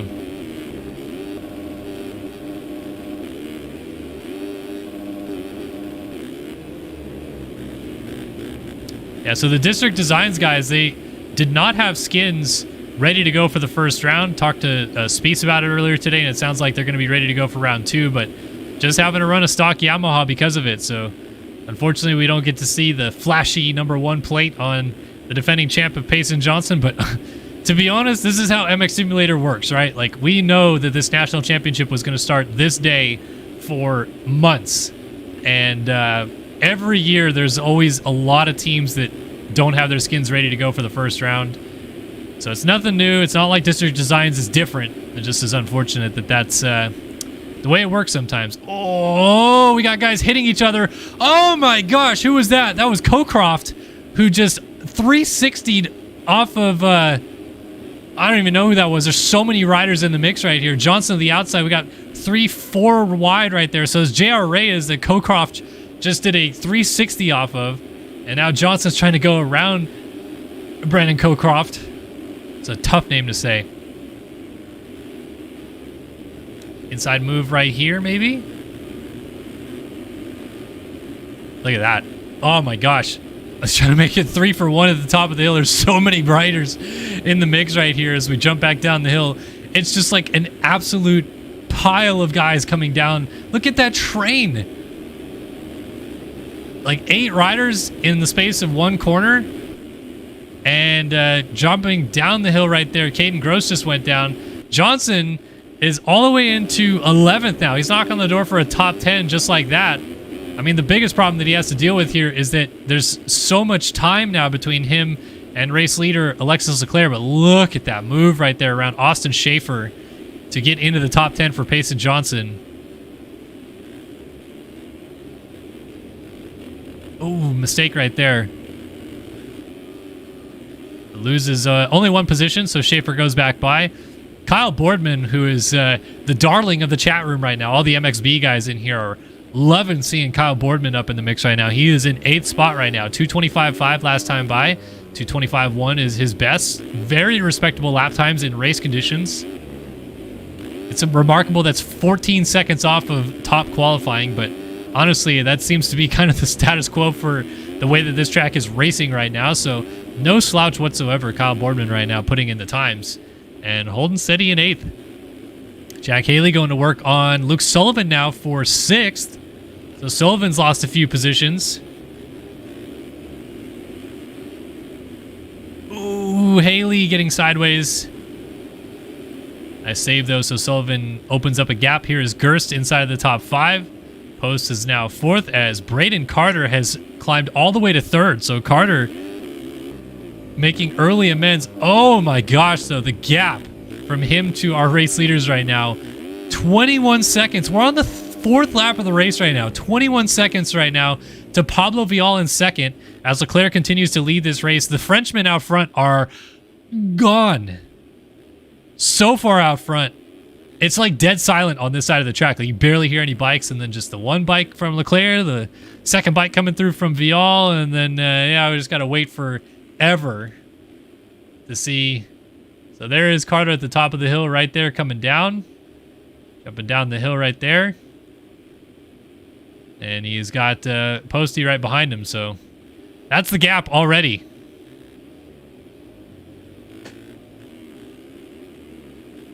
And Carter's done a really good job charging forward. We often joke about his outdoor skills lacking, but that's remarkable to crash in the first corner and be third on the fourth lap. Or the fifth lap, I should say. He's got 4 laps completed. So Gerst rounding out our top 5. Sullivan is closing up on him from 6th, and then Johnson has made it all the way to 7th. Oh my God, Payson Johnson is flying. I want to see what this lap is right here because he has clawed so much time up against these guys. I mean, podium is definitely within the realm of possibility now. And who knows what beyond that, because we still have 20 minutes left in this race plus 2 laps. So here we go, over the line. Johnson lays in a 2:15.6.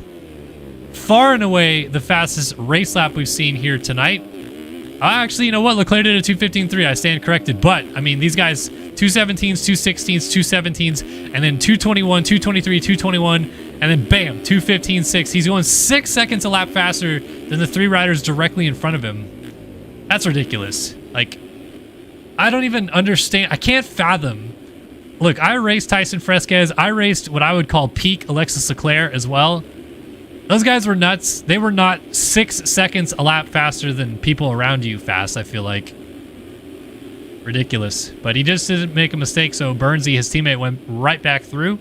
Pushed him back down into 8th, and we'll have to rejoin and figure out that saga when it comes to fruition for Payson Johnson as he tries to work up to this group ahead of him. Gerst and Sullivan still going at it. So Sullivan, he was up in the 4 spot early on. Remember, charging behind Chris Post, trying to get into 3rd, and must have crashed, so he ended up behind all that group. But he's closed back up on Gerst for 5th. So definitely making good inroads to get back into this position. Now the question is, can he continue to make those moves?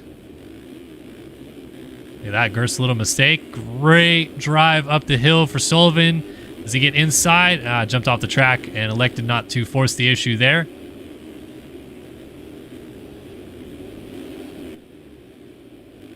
Gosh, so many guys still going at it behind this group. So 25 seconds behind the lead is Carter, which is, of course, Leclerc, and Sullivan inside, side by side with Gerst. Oh, Sullivan tossing it.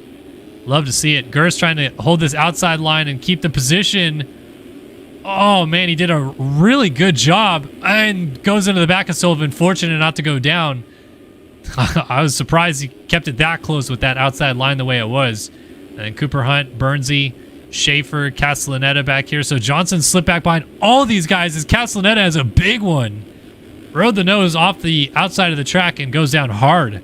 So Johnson is... Where is Payson Johnson, man? He has lost so many positions. Wow. So he was in 7th at one point. He's now back to 15th. And I fear that this is the Johnson we're going to see this year. Fast but crashy again. But maybe that makes the championship dynamic more interesting because right now he's establishing quite a large deficit to his main rivals, which would be definitely Alexis Leclerc and potentially Braden Carter. He's going to try to make some quick passes again here, but really, yeah, just not moving through the field as quickly as he had hoped based on those crashes, I guess. Kyle Boardman mistake, and here comes Eagland searching for a way through. This is for 11th, I believe. And Eagland is going to get that spot. But you have an established veteran like Colby Eagland versus MX Bikes transplant in Kyle Boardman. Sometimes this is the way it goes, but Brandon Cocroft went down. So Boardman back into 11th, Cocroft in 12th. Now, such a hard last name to say. I apologize. I feel like you're going to catch me saying the wrong word here at some point because I keep tripping over that one. Look at Johnson. What the heck? What even is that line? How do you make that pass look that easy? And then just, yeah, triples by. Almost gets repassed by Cocroft, but right around Boardman and into 11th he goes, so slicing and dicing his way forward once again. Oh, looks like Posty has lost a spot to Sullivan as Sullivan goes back into 4th. Braden Carter is riding a very lonely 3rd place right now. And Pablo Vial is riding a lonely 2nd place. Leclerc he's gone, folks. You might as well pull your checkbook out because he has fully checked out of this moto. Nobody in the same shot. That is Pablo Vial going into the corner 4 corners behind Leclerc now. 16.3 seconds down. And we are not at the halfway point just yet. So you think Leclerc is fired up after not winning the Supercross title? I think so. Another year of just missing out to Carter. It was a good year, no question about it. Won a lot more races than he had in the past, but just missed out on the title again. So came outdoors and said, you know what? I've won 4 of these things. Let's add a 5th ring to the finger. Let's complete the collection. The Frenchman looks fired up. And here I am saying, oh, I'm over the hill at 30. Well, Leclerc, I believe, is 26. So he is not a young feller anymore either. Trying to prove to these youngins that he is still the man of the racetrack. And looking so smooth doing it.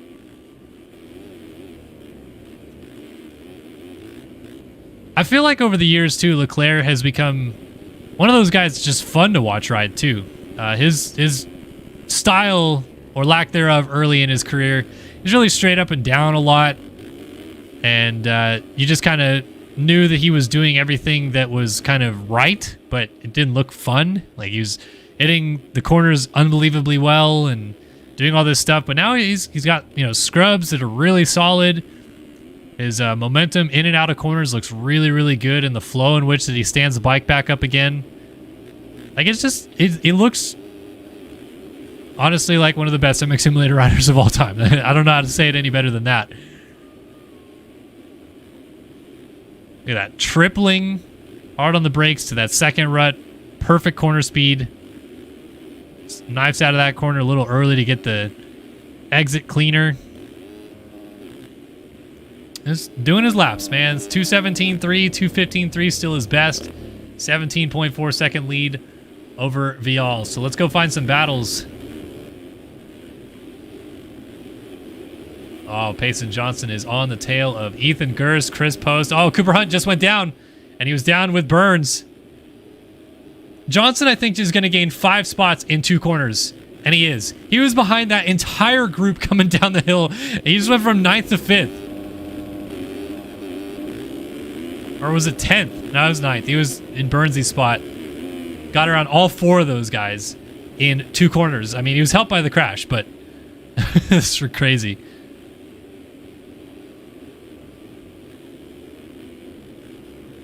So Johnson was 15th 2 laps ago. He is now 5th.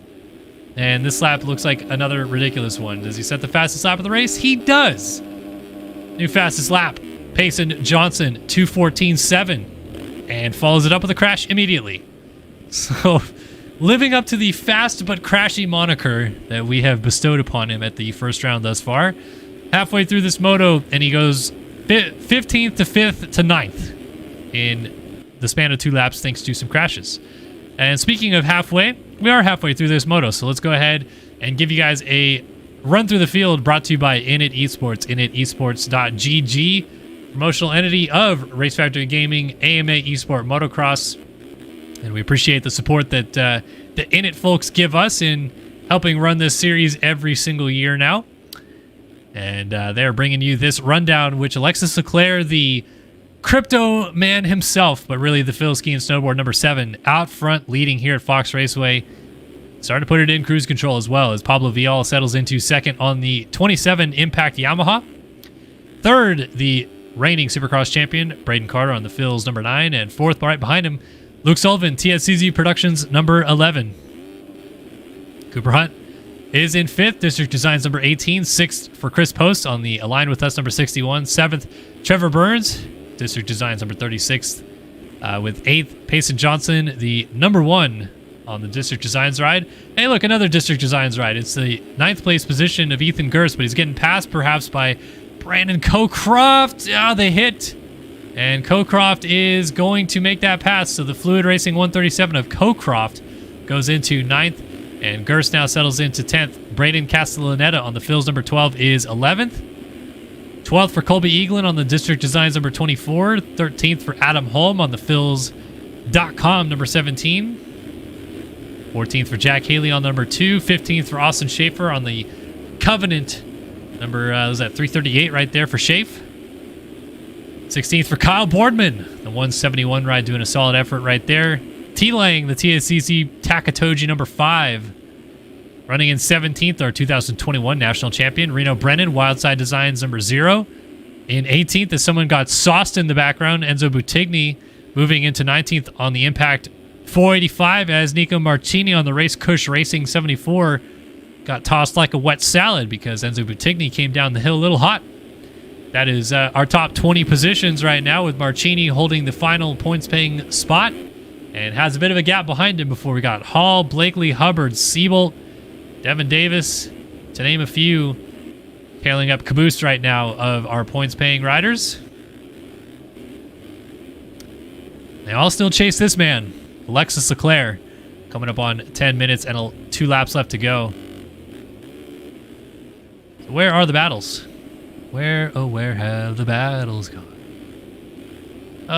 Well, District Design's giving us some good stuff. Trevor Burns, Cooper Hunt, with Chris Post sandwiched between Payson Johnson, Cocroft back here, Castellaneta side by side with Gurst. This is a good one. Oh, Gurst, beautiful. Ripping that corner outside to in. Does he scrub this a little bit better? No, actually goes a little bit higher. Can you take me higher? This is a battle for 10th right now, so always good to get inside of that top 10. And if you're any one of these guys, you would certainly take the points.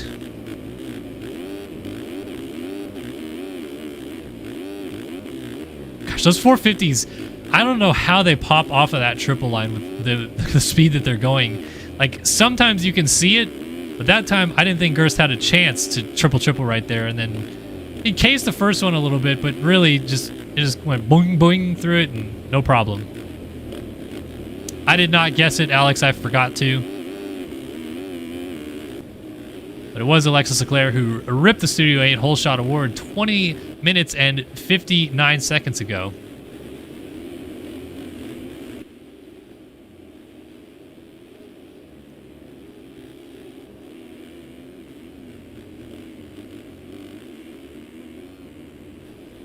All right, that battle we were hoping would develop a little bit more. Not quite so. Yeah, I mean, there's kind of some close battles. You're trying to keep tabs on Johnson because he's doing some unbelievable stuff, but then it's like, oh yeah, he goes 217 and then he crashes and does a 231 and then it goes 214.7 and then crashes. Like, at some point he's going to work around all of his teammates in this little battle right here. Cooper Hunt has been basically right next to him this entire 10-15 minutes that we've been keeping track of what Johnson's doing. So Johnson will probably pass him again and then maybe crash again. Oh, look at that. Surprise, surprise. Johnson passes him again up into 6th.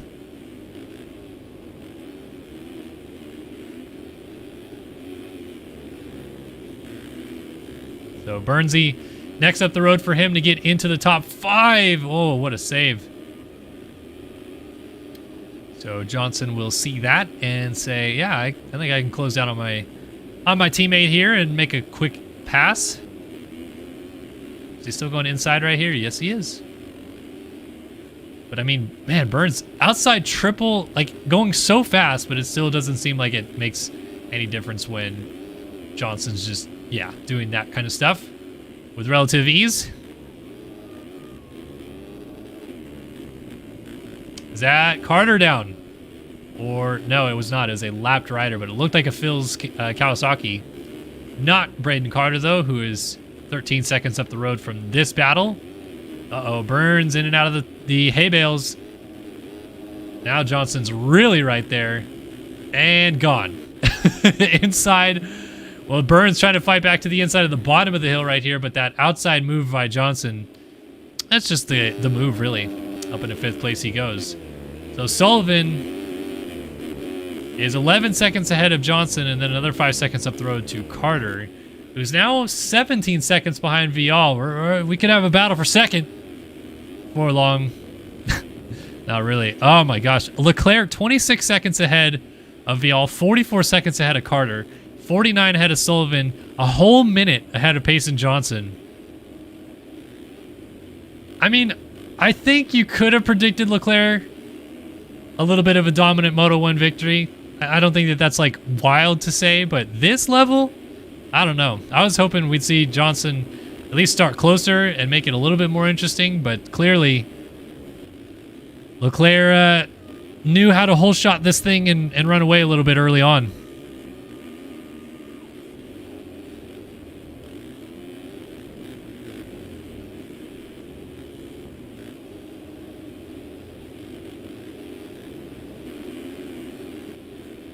Now, the question that remains about this 450 group, we saw in the end of 250 Moto 1, the track obviously really broke down, really roached out in some spots, and it bit guys quickly. It cost Tharp the lead momentarily, and then it cost Shirley the win on the last lap. Now, I think Leclerc is safe enough that you can say even a few crashes, he's still probably going to win this moto, but we've seen Leclerc in the past deal with some issues with his setup as the race goes on, and you start to see the track get rougher and gnarlier. But I feel that this round is a unique one because the track is so rough already that maybe Leclerc's just kind of got the setup dialed already for this, and it won't be a problem. I mean, he's not a 4-time champion for no reason. He clearly can win these motos.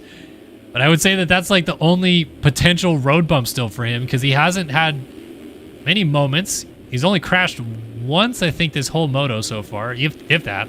If he has, I guess we didn't see it.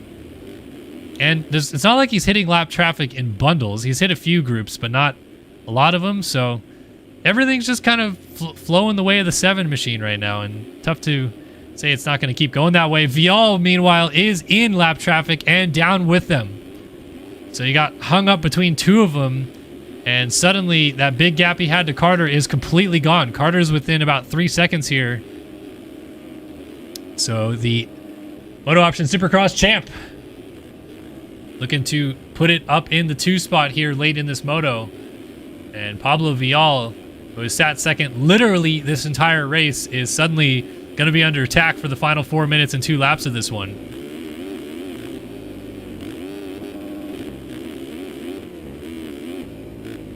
Nothing in it between them. Oh, Carter, cross rut. Pretty good job to salvage that right there, to be fair. It did lose about 1.5 seconds.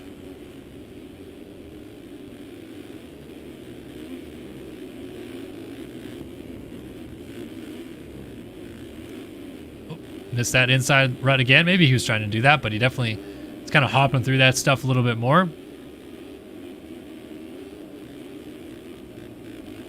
I feel like those Phil's bikes, man, they like glow green. It's not that they're green. They have like a little extra neon hint to it, it feels like. Especially around the side panels on the back of the shroud. Feels like it goes from like glowing green to like a muted white on the number plate. Pretty unique. Not saying I don't like it. I actually think it looks pretty solid. I'm honestly just happy we see anything other than Yamahas, which is what pretty much all of Supercross ended up being.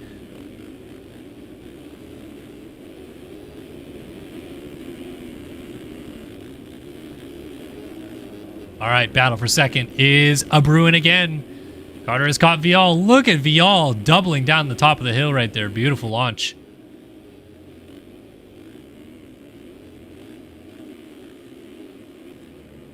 .40-second lead for Alexis Leclerc. Back to our battle for second place right here. Oh, Vial just keeping it on the track.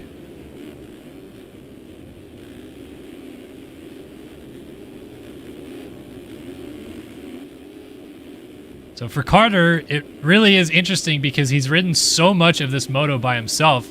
I was just about to say, I don't know if he has a spot for a pass lined up, but then Vial made it easy for him and kind of blew the corner, and Carter absolutely ripped that inside rut to move into second place. It's not over yet, though. I don't think Vial wants to give this thing up easily. And you know Carter still has the potential to make some mistakes here. We only have a little under 2 minutes and 2 laps still to go. So I think we're going to have 4 to go.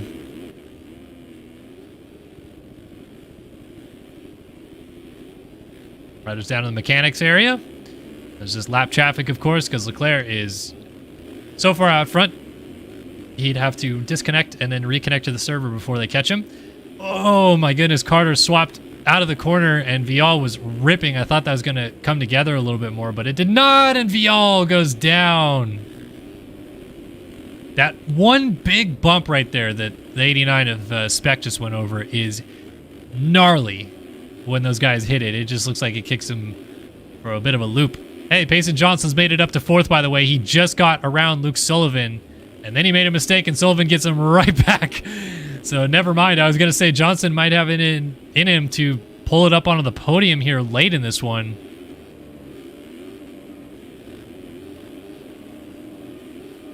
But he's going to need, I think, a little bit of help from Pablo Vial. And he still has to repass Sullivan again. And Sullivan is no slouch. I mean, this is... You can't say Johnson's just going to outright blow Sullivan's doors off. And then I'll say that and he'll do it anyway. But, I mean, come on. This is a good battle for 4th. Let's have at it, huh? Outside. Great drive. Johnson trying to swoop the corner at the top of the hill. Misses the rut. Sullivan cuts back alongside. It's going to go to the far outside right here. So Johnson has to nail this inside, and he is going to.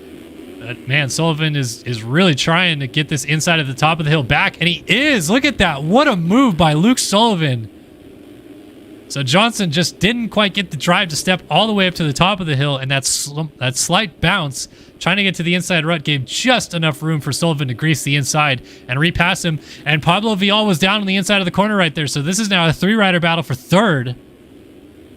Vial, Sullivan, and Johnson over that triple in the middle of the track right here. Johnson trying to charge this outside. Sullivan ends up inside. Johnson cuts inside as well. Then Johnson outside to outside line right here. Everyone going to this middle rut right there. Sullivan, rear end kicked out a little bit. Johnson alternate line. Going to stay lower, go farther. Sullivan scrubbing it down, trying to get the tire planted. But Johnson makes the pass into 4th place in the end.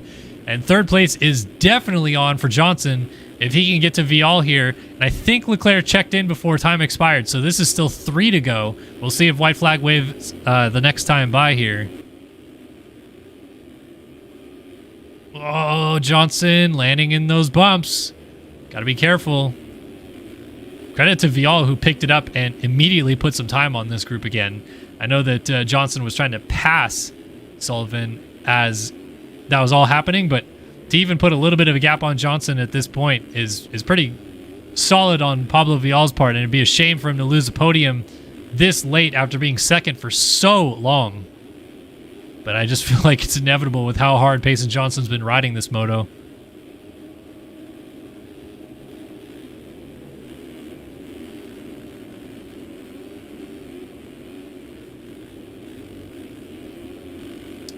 So into the rollers here. Vial makes a mistake. Johnson will triple by. And into 3rd place goes the 1. Ethan Parks moves aside and lets the lead group right here go on by. And now Johnson off and running. So he's got about 13 seconds, it looks like, to make up to Carter. 15, actually. Wouldn't need a crash for sure, but I guess you never know. 44-second lead for Alexis Leclerc, and it is now 2 laps to go. The white flag is not out. So Leclerc is going to pull this thing into a 16-lap race when all is said and done. And right now boasts a 46-second lead. It's like if Payson Johnson wasn't on the track, this would be an all-time moto for Leclerc, and it is. But Johnson went from 32nd to 3rd, so you have to also factor in like how impressive that ride is. I don't know. I feel that this is going to rank up there with one of the best moto wins I think I've ever seen Leclerc have, because coming off of Supercross, losing the championship, all the hype on Johnson returning to the series, and Leclerc just goes out and drops the hammer, quite literally. I mean, just put everything together in this moto that he needed to.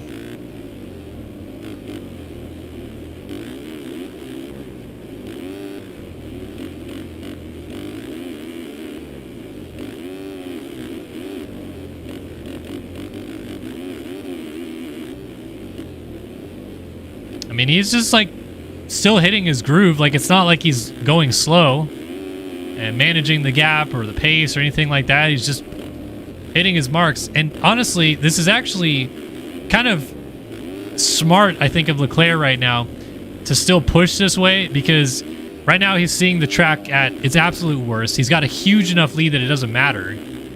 But if this comes down to a battle in the second moto between him and Payson or him and Carter or something like that, you'll want to know what the track race is like at this stage. So yeah, just keep pushing. Meanwhile, Carter went down, and Payson Johnson has a shot at second place in this moto. And I think Carter would really love to deny that opportunity for the one, but sometimes there's just no denying it. To Payson's credit, he's kept it at pretty much exactly a minute down to Leclerc for like 15 minutes of this moto, and Carter is down out of second place. So Johnson will scoot through into P2.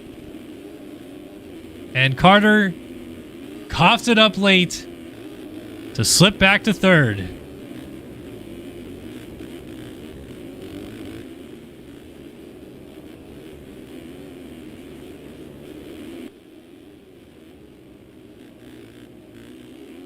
Wow. I mean, at one point, it really felt like Johnson was going to be lucky to top 5 this moto. I really didn't think he would get Vial as far ahead as Vial was. I thought maybe at one point he would get Carter, but then he crashed a few more times, and it's like, oh, okay, yeah, he is not going to get to Carter. And Carter has kind of thrown away that one. That's pretty crazy. So this definitely sets up quite the duel potential for the second moto. If Leclerc starts up front again and Johnson cannot have just the worst first lap of his career, maybe we're on for something in Moto 2. But for Leclerc, he is going to put a little bit of a final stamp of authority on arguably the best moto win of his career, and will walk out as the first moto winner of the 2023 season. Trying to roll it into a perfect day here at Fox Raceway. But he's got to do it again, of course, in the second moto still. I don't know. It's tough to say at this point in time that you can't see Leclerc battling at least at the front of the second moto. His starts always are so good. Outdoors, they seem to be even more on point. Getting the whole shot there, so he has the ability to control his own destiny and pick that same gate again in Moto 2.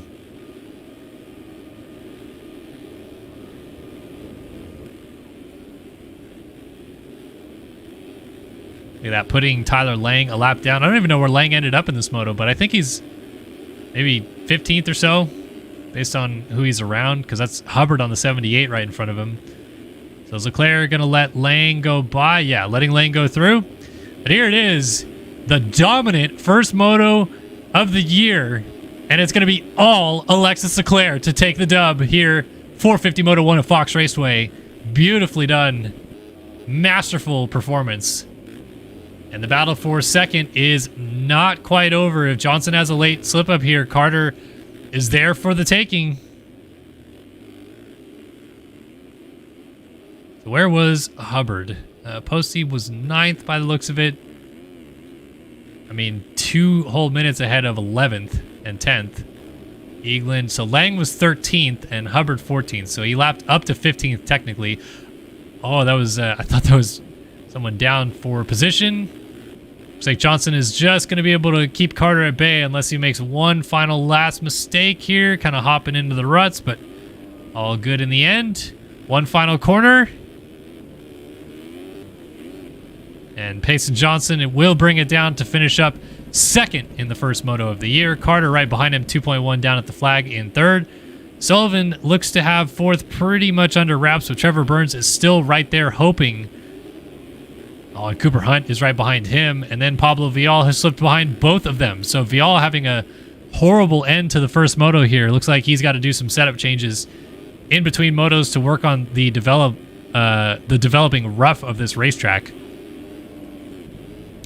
So we'll be Sullivan in fourth, Hunt in fifth place right there, and Vial ends up in sixth. Burnsy went down right before the flag, so he'll end up in seventh by a nose. Castellaneta right behind him. Gerst in ninth. Eaglin looks like he will round out the top 10. And then Lang, who was able to unlap himself, got around Hubbard and is going after Chris Post for 12th, and he's going to slide out. So he got around Hubbard and Cocroft, actually. He's up to 12th. He was going for 11th.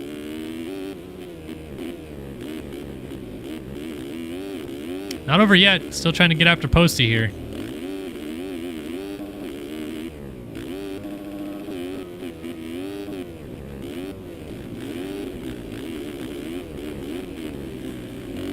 Not going to quite get there, though. It looks like Posty did just enough to keep him ahead. And actually, Gerst coughed up a top 10. So Post picks up 10th, Gerst 11th, Lang 12th, Cocroft 13th, and Hubbard 14th. Then it was Jack Haley a lap down in 15th, Nico Marchini in 16th, 17th for Adam Holm, 18th Caleb Hall, 19th for Austin Schaefer, and 20th for Chase Blakely. I like those BPC bikes. Those are looking hot. So Gerst, Post, Eaglin 9th, Castellaneta 8th, Burns 7th, Vial 6th, Hunt 5th, Sullivan in 4th, Carter 3rd, Johnson 2nd, and Leclerc with the dub. Penalties applied, and top 3 stayed the same. Let's see if we have any changes in positions further back. Yeah, Lang gets 11th on... Gerst went from 11th to 12th. And Hall jumped Adam Holm for 17th.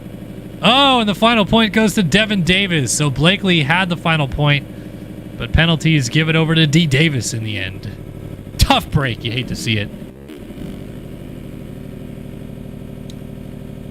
All right, Leclerc with the 450 Moto 1 dub, and sets us up for one heck of a second moto coming up, as we'll jump back in studio for a moment. Kellen Brower in the booth. And bringing you guys the action here at the opening round. Fun night so far. Having a good time. Always great to see some good racing, and so far we've had some pretty good ones. As we get a re-stizzle in the server. How's everybody doing in the chat room tonight? We got Jet Holyhead hanging out. Looks like he is not here tonight because he is at work, based on the messages that have been flowing in.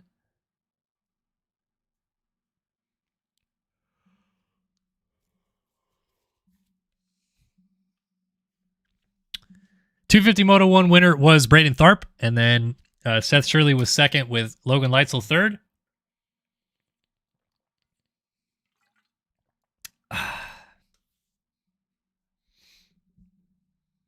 Yeah, thanks Pedro for the repost. I mean, it's so fun for me to watch the setups that you guys have to watch the streams. I see people post like, oh, like literally in their living room, they're watching the stream, or sometimes it's like I'm laying like on bed and I just have my laptop. So it's always fun to see the different ways that you consume the MX Simulator racing that we have here for you guys to watch.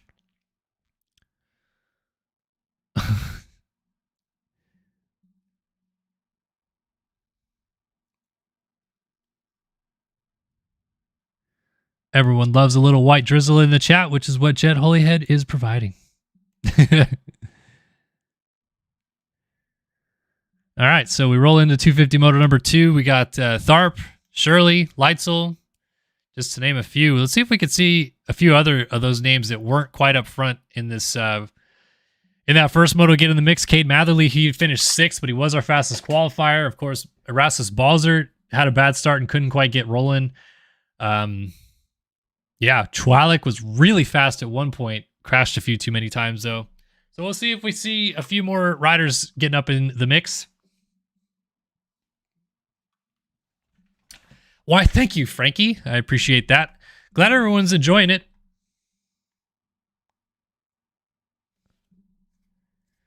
Why, thank you, Apollo20 Gaming. I love your videos, good sir. Is 159 any good? Yeah. On this track, yeah.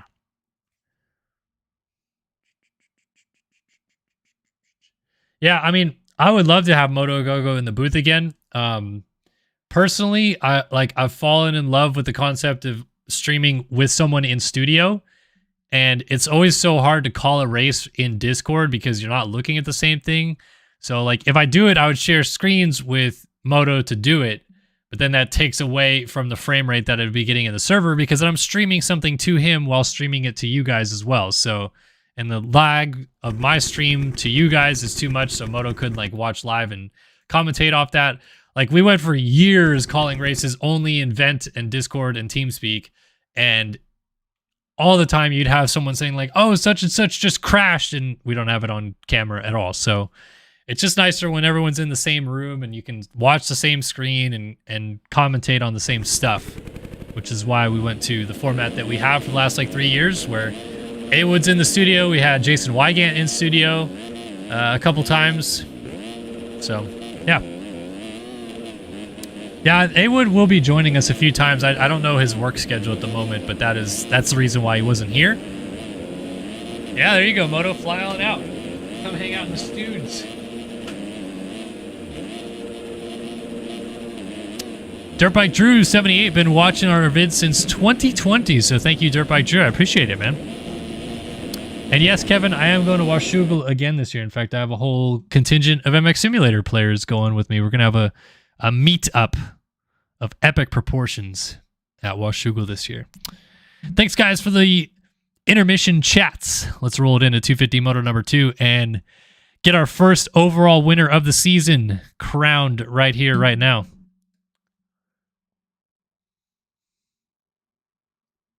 Ooh, whole shot pick. You know what? I'm going to stick with it. I'm going to say Leitzel again. He almost did it in the first moto, so why not? All right, folks, here we go. Let's get some overall wins crowned here. Off and running. 250 Moto number 2 is underway here at Fox Raceway. And it's definitely not going to be Leitzel. He's way back going to the first corner. A lot of guys went down. I'm trying to go to the front, but it's just taking me forever to sift through people. So it looks like it was Seth Shirley picking up the Studio 8 whole shot. Shirley leads. Kayafa second, Emmanuel Cepeda third, Heilman in fourth with Balzer. Much better start this time in fifth. Is that Alec Horn up there as well? Good start for the 46. Don't see the one. Wow, looks like Leitzel's dead last, folks. 40th place for the one machine. Not good. So where's Tharp, our Moto 1 winner? Looks like he also went down going into the first corner. So that's a tough break for him. But Seth Shirley, woo, man, is he sitting pretty now.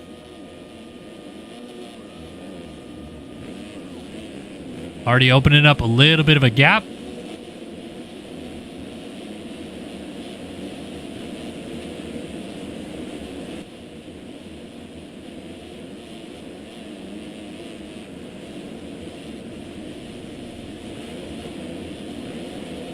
This is absolutely perfect right here for Seth Shirley, the way this is set up. With his nearest contenders from the first moto, Barry Tharp, 25th. Already up into 24th, though, made a quick pass. Matherly also buried. I saw him back there. Looks like he's falling out of the top 30 even. Chwalik, who was really fast early on, he's back there. Matthias Janis was a top 5 guy in the first moto. He's also buried. Wow. So much heavy competition just deep in the field right now. So Seth Carr, who was 4th in the first moto, would maybe be like, what, the nearest guy? I don't know. We'll have to figure this out. The math is going to get a little bit weird. Heilman, Brun, Cepeda, Evan Steins. So we're seeing a lot more faces that we did not see in the first moto at the sharp end of the field off the start of this one. And a lot of these guys are looking to make amends for what's been maybe not the best day for them so far. Not getting the points they had hoped to get at the opening round.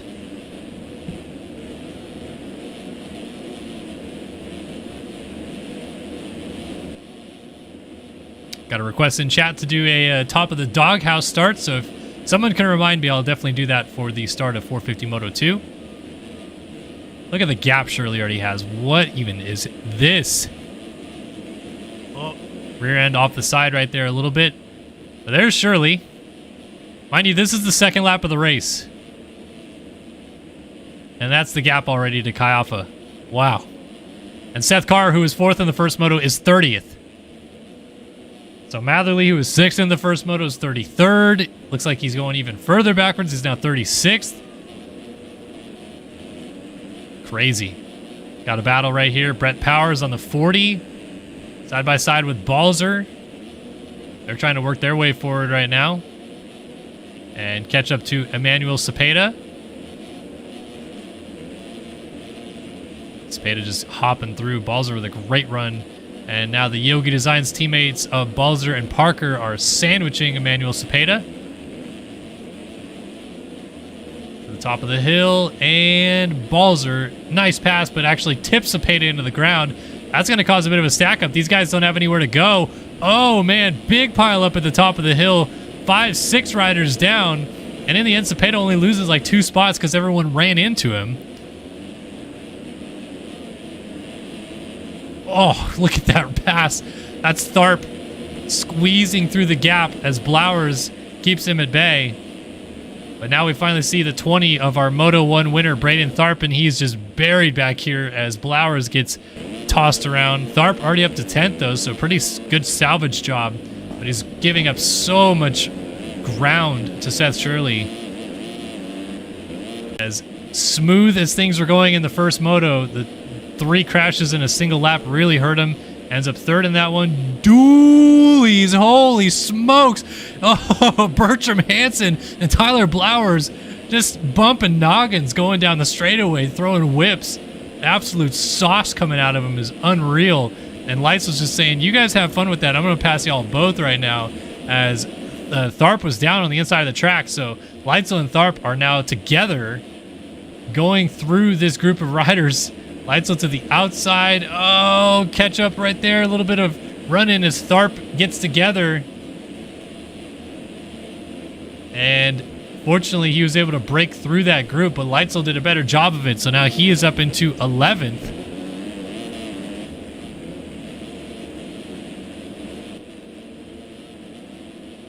Keifa? Interesting.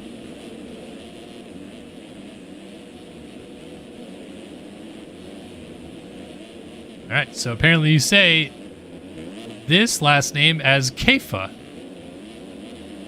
So I'm guessing that is Australian, because almost anywhere else in the world that would not be pronounced Keifa. But I dig it. Seth Shirley, though, is all alone out front. 8.5 second lead for the TSCZ Productions Takatoji number 44. And, man, after the year he had in Supercross, I know we talked about it earlier, so many guys coming out of the woodwork. By the way, as an update to that, I got more of the full story and talked to Grant Harlan on track walk for the Salt Lake City Supercross, and then Chris Post, who both were involved in the chaos in which Seth Shirley was being taken out in the final 2 races of the year by a rider playing as Grant Harlan, which was Russ Chapman, at Grant Harlan's house, I guess. But Grant Harlan said, yeah, he legitimately handed the controller over to Russ Chapman, said it verbatim, that that's what he did. And then Russ raced as Grant Harlan, trying to take out Seth Shirley while he was winning the 250 West Championship. Has nothing to do with Jed Holyhead. Again, we've tried to reiterate that point many times. Even though Holyhead was in the title fight with Shirley, it was more guys that Shirley has grown up riding and racing with not wanting him to win that championship for some reason. So it was Russ Chapman, and someone else was riding as Justin Cooper, but we did not get the official name for that. Yeah, Grant Harlan giving up the full scoop, man, letting us know that he was indeed letting Russ Chapman race as him to take out Seth Shirley. And Harlan, to his credit, was like, I told Rush, you don't have to take him out, you just have to race him hard. And then Rush still took him out anyway. So Harlan thought that was a little bit lame and admitted to the fact that it was kind of stupid, but whatever. So that is the problems that Shirley had to deal with. And then, fortunately, a lot of those accounts are now banned and not going to be around to deal with messing with Seth Shirley as he tries to go for this outdoor championship, which clearly he looks to be a factor in, as he's coming off firing, starting off the season with a second in the first moto. Now a pretty good lead here in the second one, as Ben Kafa still runs in second. Evan Steins, did not see him at all in the first moto, really. I mean, like, at all. 27th for the 115 RBT Visuals ride. And here he is, just cruising around in third place. Now, we expect some of the other heavy hitters to try to get into the mix, but shout out to Steins, and really shout out to Kafa as well.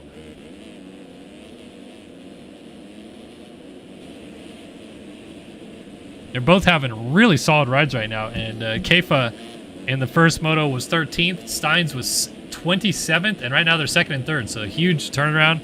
I mean, even John Heilman, who was 20th in the first moto, he's fourth right now. And Bodie Parker's kind of the first guy that was more in the mix. He was 11th in the first moto, and he's fifth now.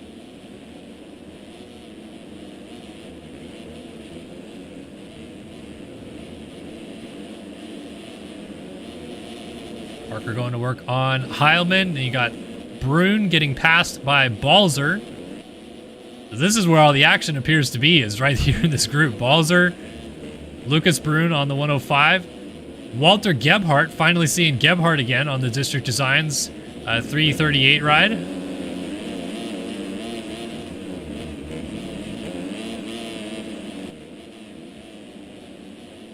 And then Max Chwalik, again, another fast guy. Here is Tharp, our Moto 1 winner. Brett Powers, Frank Jackson, Logan Leitzel. Leitzel down the inside of Jackson is looks like he's gonna make that pass. Colin Allen swapping into the corner and going down. And Leitzel did indeed make that pass stick. So next up for him will be trying to get Brett Powers.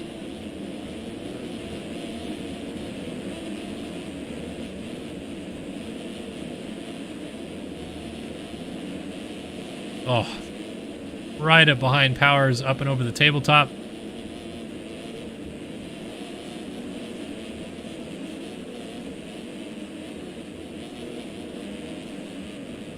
It's a good fight, though. Powers is doing a great job. That is Donut MX, for those of you that don't know.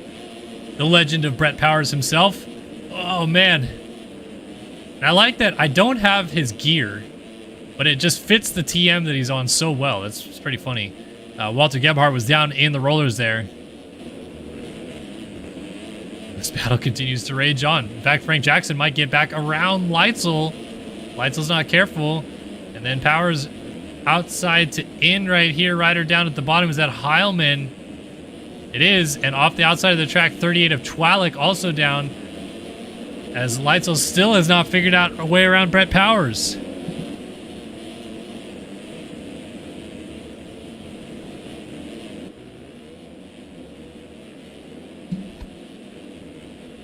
See if this inside line at the top here works. Powers just cannot quite make that line work, kind of laid into it, and then it just slowly stood him back up to completely centered on the rut and couldn't lay it back into it. So lost a little bit of time and lost position in the process. Leitzel up into 8th. So Tharp is now 7th, but he's trying to go to 6th as he goes up the inside there of Lucas Brune.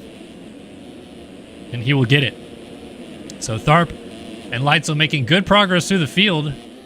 Bodie Parker is still in 5th, just ahead of them, with Balzer now all the way up to 4th. And Balzer was 16th in the first moto, far and away not what he was hoping for, after ending Supercross so strong, winning the East title, and looking like arguably the best 250 rider in the world down the stretch. And right now, he's trying to make amends for a very rough first moto. Still Evan Steins, though, holding on to 3rd, and Ben Kafa in 2nd, but Kafa's down. And Steins is going to close up.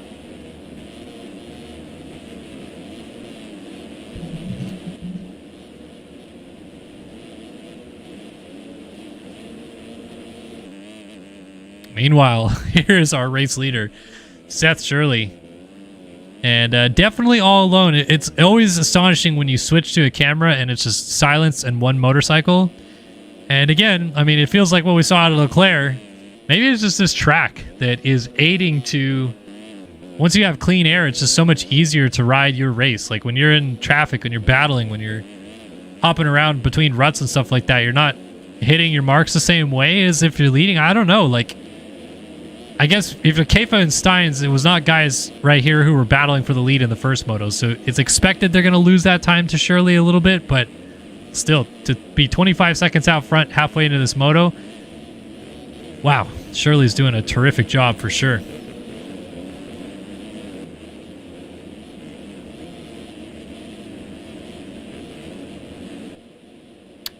Is that Kefa off the track? It is. Kefa down out of second place. Interesting. Weird spot to crash, but it happens sometimes like that. So now Steins takes over second, and he is about to have a real battle on his hands as he's got not only Balzer, but eventually Moto 1 winner Tharp closing up behind him. And suddenly Tharp is knocking on the door for a 1-2 performance.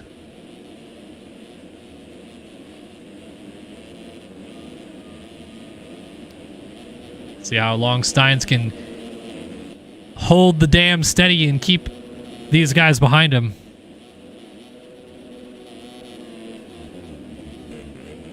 Good defensive lines by Steins, going to that inside. Really, I think just kind of following his marks at this point in time.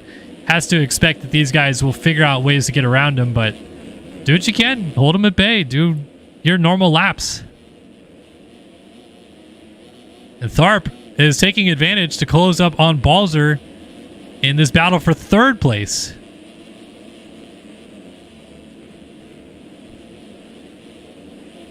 So this is a 3-rider train for second on the track, but Tharp has kind of closed up on all of it, and there's a mistake from Steins.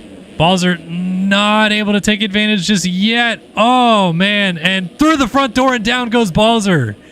Man, sometimes when you don't do a normal whip off of a jump, it just feels so awkward, and you don't remember that you have to actually pull back on the takeoff. And it seems like that's exactly what Balzer did right there, because there was no contact between him and Steins, but Steins whipped it like you normally would on that jump, and then Balzer just went right over the bars. So, weird crash, but it results in Steins now dealing with pressure from Tharp in this battle for second place. Tharp around the outside, not able to get it. And Leitzel is sitting right back there, lurking, hoping to make a pass as well. Steins off the outside of the track, and Tharp goes through into second place. So halfway into this moto, and the comeback is more or less complete for Tharp, coming from well down the order. Logan Leitzel was dead last out of the first corner. He is now fourth and trying to get into third on Steins. So we'll see if the one can make it happen here. As it stands right now, though, Shirley and Tharp would tie on points for the day, but the overall win would go to Shirley. But then they would both have red plates next week at Hangtown. Of course, there's still a lot of racing left to be had, so this is far from over. But it certainly seems like we're developing towards seeing the exact same top three in this moto as we saw in the first one. And Steins is just trying to keep Leitzel behind him. But Leitzel certainly is going to figure out something here soon. Option line right there, but kind of slid into it so it doesn't get a good drive into the double, triple section here.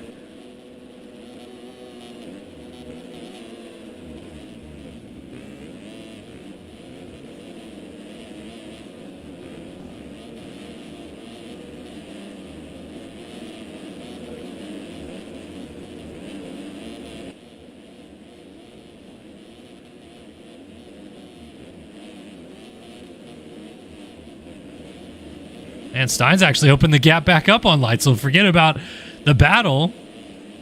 I mean, Leitzel just has kind of lost touch with him. He's going to try to claw it back as fast as he can here, but Steins has done everything right to hold on to second, or to third place here, I should say.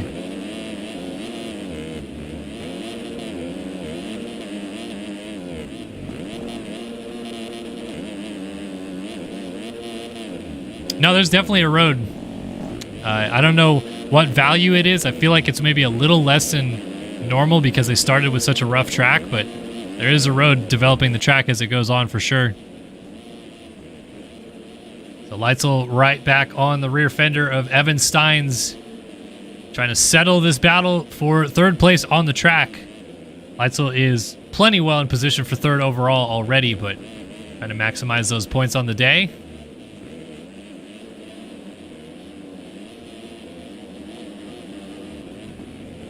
Look at this, around the outside, using more than enough of the track out there. Outside to outside, turns to inside, and Leitzel will get the pass done in the end to move up into that third position. So Steins held it for a very long time, 18 and a half minutes in before he finally falls out of the top three. But a terrific effort right there for Evan Steins, maintaining that spot as long as he did. Let's go ahead and give you guys a run through the field right here. And this one's brought to you by R Jerky. Head over to eatrjerky.com. Help out the Wagen brothers, both of them, I think, trying to definitely race this weekend at Fox Raceway. And of course, Robbie will be racing for Bar X Suzuki all season long in the outdoors. And the Wagens make some terrific beef jerky, and they've helped us out over here at Start Your Systems for a few years, so we thank them for the support. Head over to eatrjerky.com. Seth Shirley continues to lead the TSCZ Productions Takatoji number 44 ride out front, and kind of cruising, but making a few mistakes right there. So we'll have to keep an eye on that as the race develops.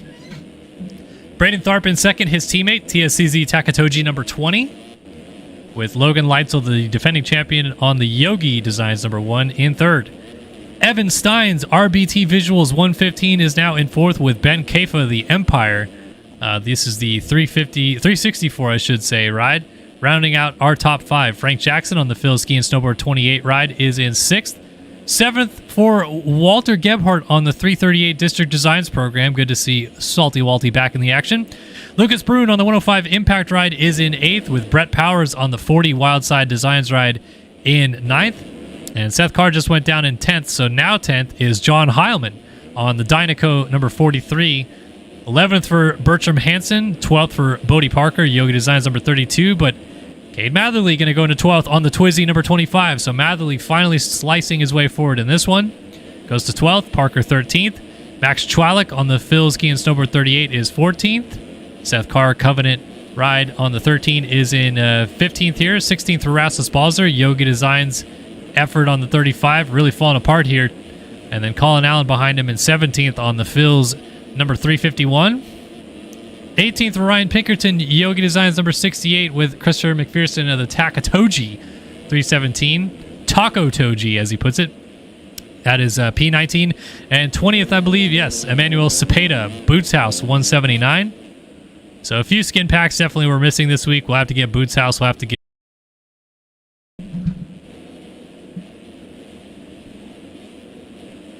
But still solid rides for Steins and Kafa. So now the question remains, is anything else going to happen with our top 3 as we roll this down to the stretch run? It feels that this is Shirley's moto win for the taking at this point. Excuse me. But Tharp is not out of the water just yet with Logan Leitzel. Yogi Designs 220.7 for the Suzuki last time by to a 222.5. Just about 2 seconds faster, and look at that, 2.9 seconds down. So that trend continues. Leitzel will be on Tharp for second before long. And you know Leitzel's still wanting to try to fix all the problems he had in the first moto. So this is a little bit of a Payson-esque ride right here for Leitzel. I mean, he and Tharp match each other, so it doesn't quite feel the same, but Leitzel came from 40th. He was dead last out of the first corner, and he is now into third, battling for potentially finishing second in this moto. But it would still garner him third overall, as Tharp would go 1-3 for second, and Leitzel would go 3-2 for third, and there it is, as Tharp goes down, and Leitzel gives a little bike hump going over the triple jump right there. So Tharp will pick it up still in third before Steins gets there, but that is now the changeover. So it's definitely solely Shirley's win at this point, 47 points to the 45 that Tharp is picking up. And then you have Leitzel, who is now sitting on 42 points for the day, and that's not going to help his case right there to lay it down as he tries to get going up the hill. So Tharp going to sense another potential attack coming as he can see Leitzel going down the hill in front of him. And he's only 3.6 seconds back now.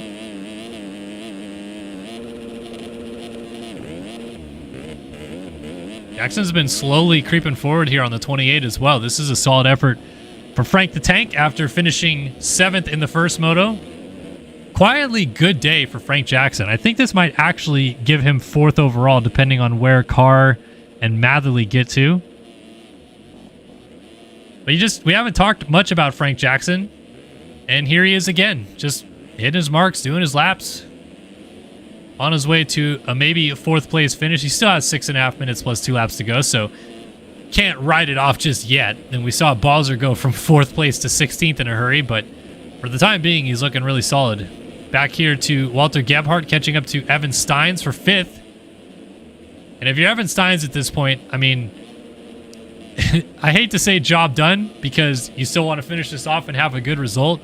But after you finish 27th in the first moto and then run top 5 for 25 minutes of the second one, you've definitely turned it around.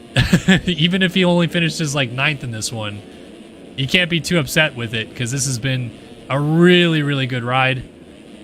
And you obviously hope he finishes it off with a 5th or a 6th here, but never know. Oh, is that Tharp down? That is Tharp down, picking it up and falling back to 6th now. So that will change the overalls. And I think that falls the way of Leitzel now getting 2nd overall as it runs. But Tharp is going to try to get back around Gebhardt, and he might have an inside line here into the second corner. Oh, what a pass. Beautifully done. Back into 5th. Now trying to go after Steins for 4th.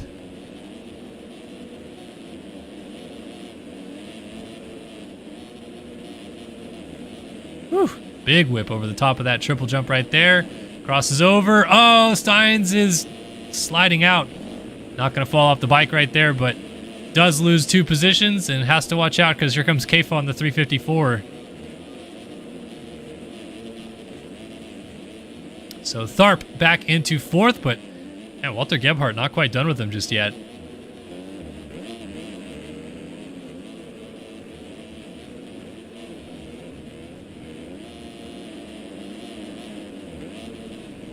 Gebhardt, look at this.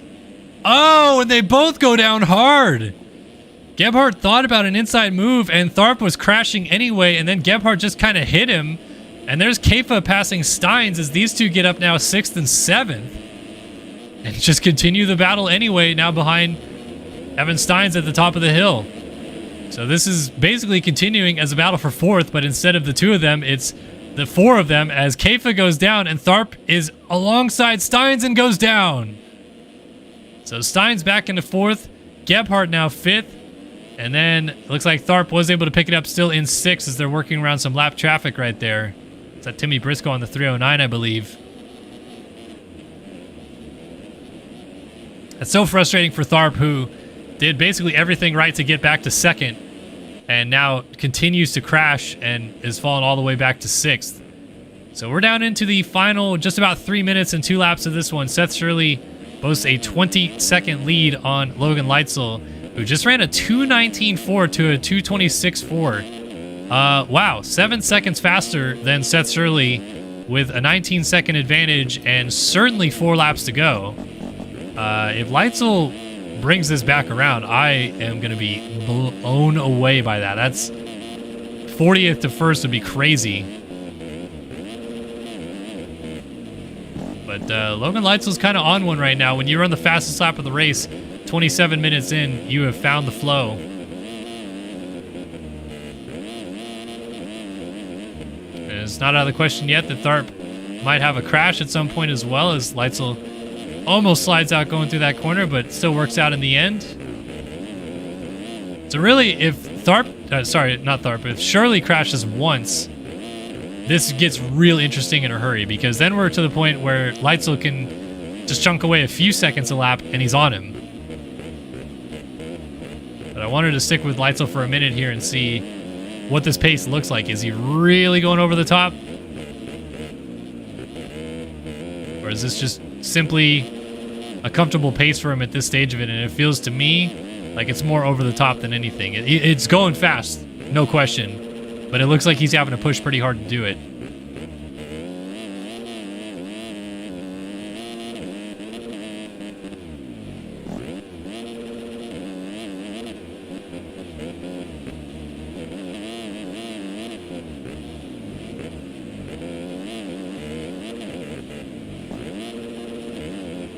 Give another lap time check to see what we got, because it's gone from 20 down to just under 6, well, just, yeah, now under 16, 15.8. 219.8 to a 227 flat. Wow. That is astonishing, that time gain right there. That's another 7.2 seconds gained that last lap alone. So, this is not over.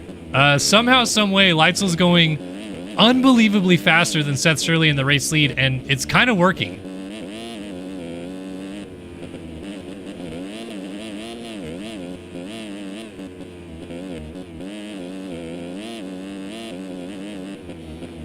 Like, if you're Shirley, I don't even know what you do to respond to this. It's not like he's going a bad pace. The 27s, 26s is pretty much on par with what they were doing towards the end of the moto last time out. It's just that Leitzel is going so much faster.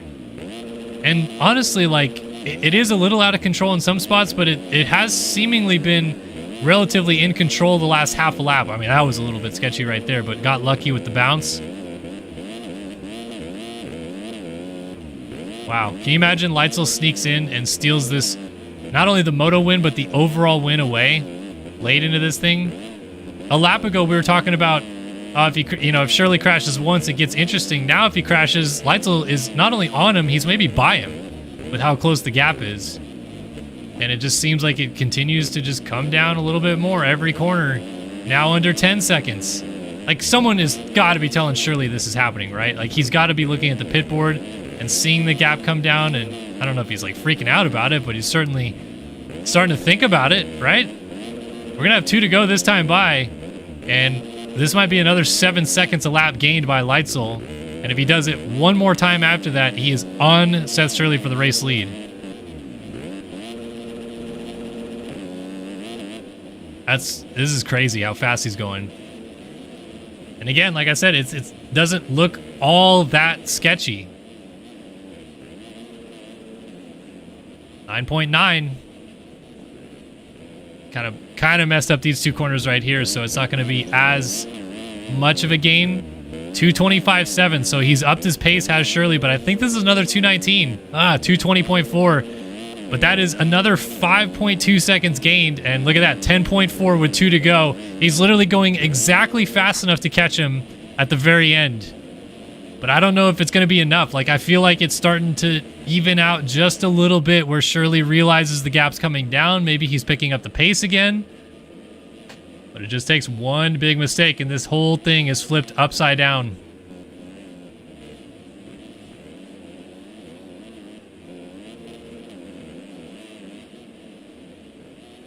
So you can see Leitzel in the background dropping down off the hill back there into this U-turn.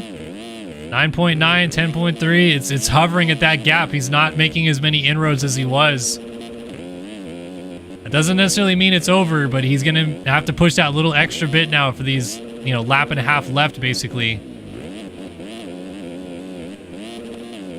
Oh my gosh. Oh my gosh, that was a little sketchy. That wasn't pretty either, but it's working. 9.4.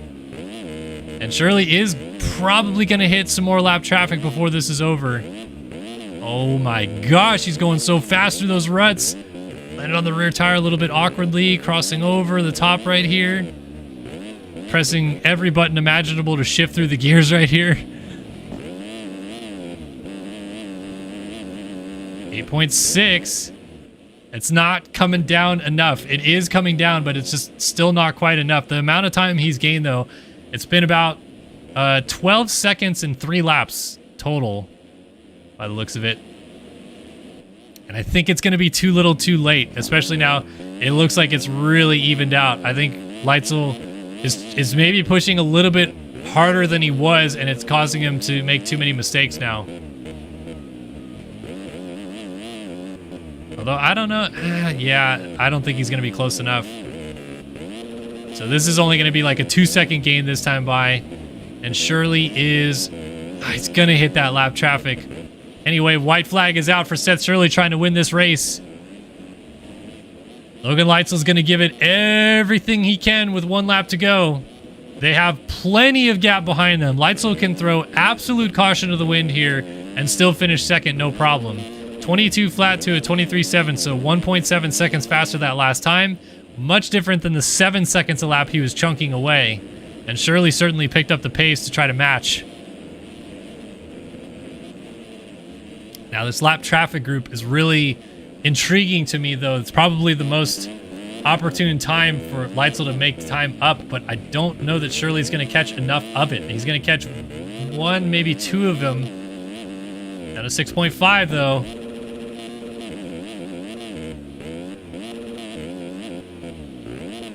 So he's catching them right now, 6.4 seconds. I mean, Leitzel is going over this jump. You can see Shirley going the other way in front of him. It's down to 6 seconds. Oh, Leitzel just teetering with the very outside edge of the track right there. Go back to Shirley. Going through the rollers, up to the top of the hill. Then down right here, and then here's Leitzel coming to the same corner behind him. So that's the gap.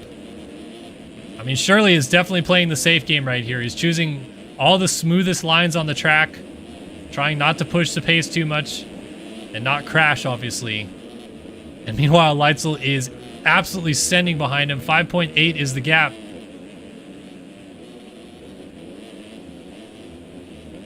It's just going to be too little too late. I think 1 lap more maybe, and you see Leitzel get to him.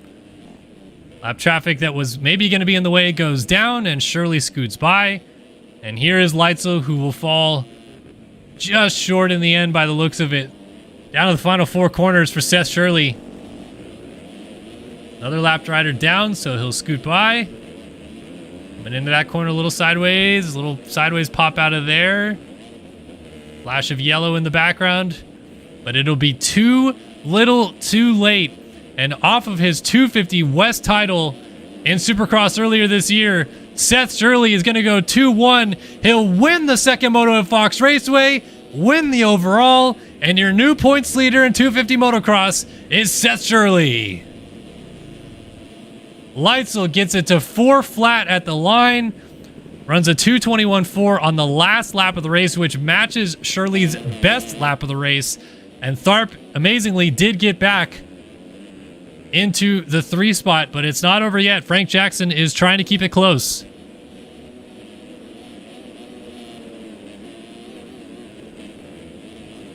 Oh, Tharp a mistake. Jackson got into those ruts really well. Lap traffic still in play. Tharp crosses over. And Jackson is just right there looking for the chance to go into 3rd. Final corner, final straightaway. And it will be Tharp finishing this one in 3rd, which secures him 2nd overall on the day. Jackson finishes up in 4th. So that's the difference right there. If Leitzel had won that moto, he wins the overall. Instead, he is getting 3rd overall with a 3-2 to Tharp's 1-3 and Shirley's 2-1.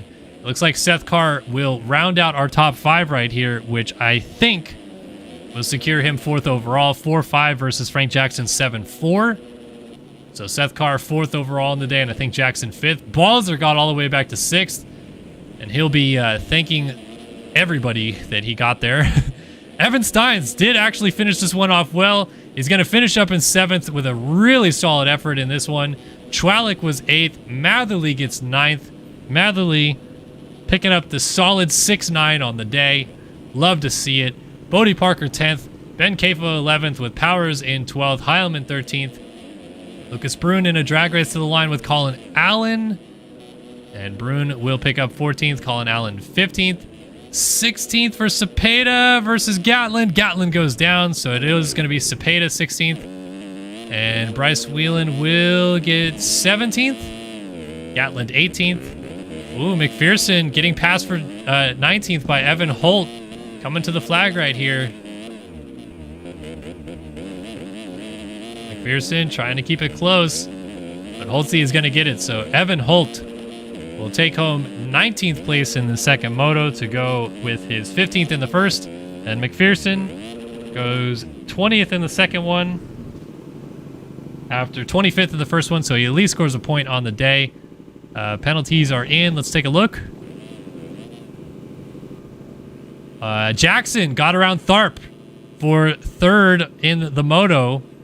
And so Tharp's 1-4 is enough for 43 points. He still beats Leitzel by 1 point for second overall. So Leitzel still gets third. And Seth Shirley takes the dub to start off 2023 Pro Motocross and MX Simulator. Well done.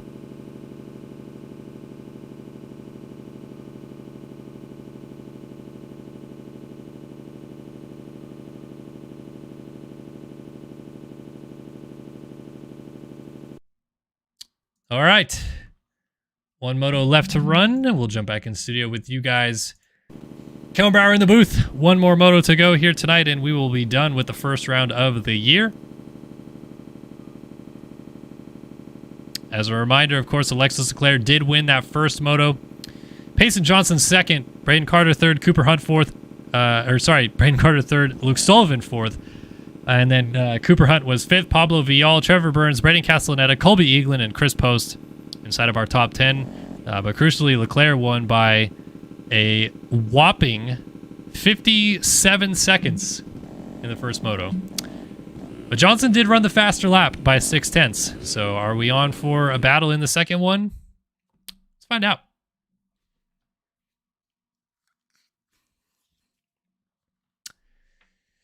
Oh boy, what a night we have had so far. Thank you everybody that's tuned in. 424 of you guys hanging out, having a good time. Hopefully you're having a nice snack, a nice beverage. You're ready to go for the final race of the night. Almost midnight on the East Coast, so I know some of you East Coasters are up late, but honestly, I know that some of you guys in Europe are up even later. So thank you guys always for tuning in. Great to see everyone in chat. What is up, TTV Jackson? How's it going? Good to see you. Why did Christian Craig get added to the Paula entry list tonight? Well, most of those factory teams auto enter every guy on their team. So when they sign up the whole team, it just kind of auto signs up everybody that's on their team. We don't expect Craig to be back for the first round, but he will be back at some point this year. So what a lovely night of racing indeed. Nathan James is hopped up on Mountain Dew. Good stuff. Mr. Awesome 526 East Coast, baby. Cracks in with the 10:27, so nice central time right there. Cade Matherly was 9th in that moto. Harrison 13 wanted a 2-0. And Starry letting us know that he spoke with Christian Craig, and Craig plans to do some later rounds. Yeah, I think the tentative plan that we heard was that he would be back after the Loretta's break, so like Unadilla, but maybe earlier. Barsha is in California, and I think it's a game time decision on if he's racing this weekend. He had the collarbone plated, and I think he's going to ride tomorrow, but I don't know if that means he's racing. I think he might just ride and feel it, and if it's good, he might race. If not, I think we'll see him at Hangtown. I don't know how many points Craig got, but I think he will probably get into SMX anyway because he'll come back in time to, score enough points. I think it'll be fine. My prediction for 250 title, I think I'll probably pick Hunter Lawrence, but I'm hoping it's closer than most people are giving it credit for. No, Steezy, you're the best in the biz, good sir. I'm just but a mere peasant in the crowd. And yes, Cage, I will do Doghouse Moto 2 for sure. Thank you for reminding me.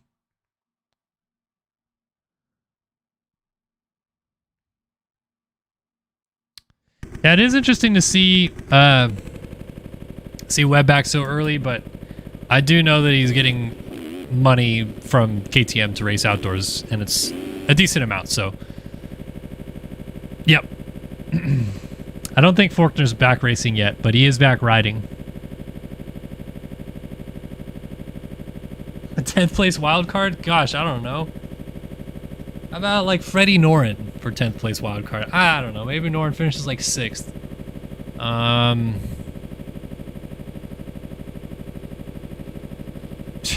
Yeah, I don't even know. Oh, whole shot pick. Good call. Leclerc. Yeah, let's pick Leclerc again. He got the whole shot in the first moto. I forgot to pick it, so I'll pick it this time. I went Leitzel twice today. I was wrong both times. I didn't pick in the first moto. I meant to pick Leclerc, so we'll pick him this time, and we'll get it. All right, doghouse in this moto. Try to get it dialed in for y'all. Final moto of the day. Hopefully we have a tremendous battle here between Leclerc and Johnson.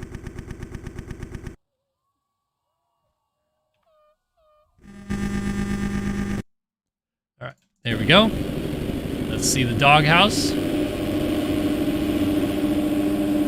All right, here we go, folks. Moto 2 of the 450 class is underway as we get a doghouse view of the start right there.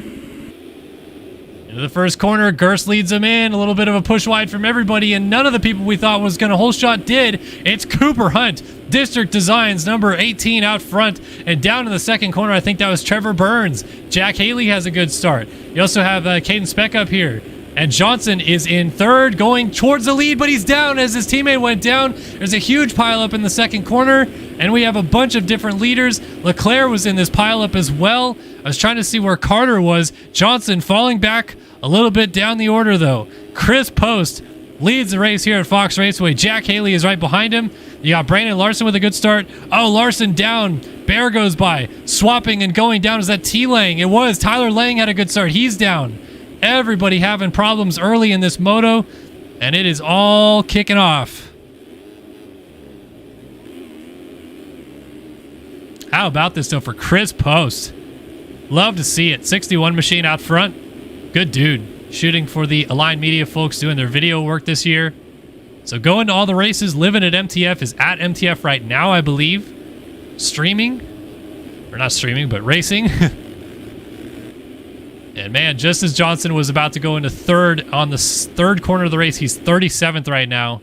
Way back. And Jack Haley just went down out of second. So 24 of Eaglin goes by. And there is Vial in the 27. Ethan Parks goes by. And then Austin Bear and someone else went flipping off the outside of the track. Devin Davis, Boutigny, Pachone went by. So it was not Austin Bear, excuse me, it was Anthony Pachone. And Post is down with the race lead. What is happening right now at Fox Raceway? Nobody wants to lead this race. Instead, it is Colby Eaglin out front now. Eaglin was 9th in the first moto.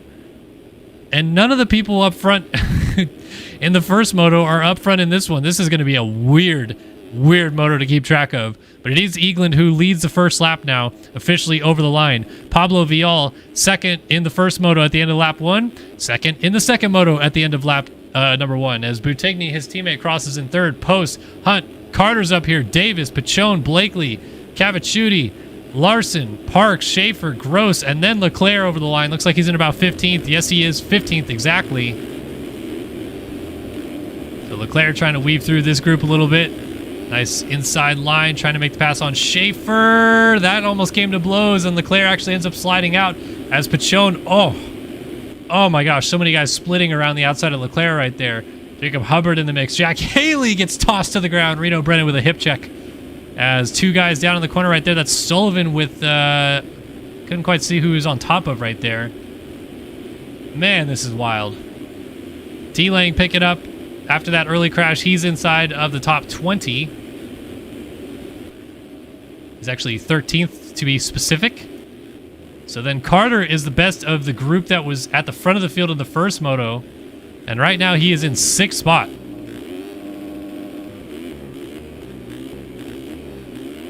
So bouncing through those inside rollers, not going to get the triple, but goes triple-double. And right behind Cooper Hunt and Chris Post. So Post picked it up after losing the lead, and he's still in a battle for the top 5.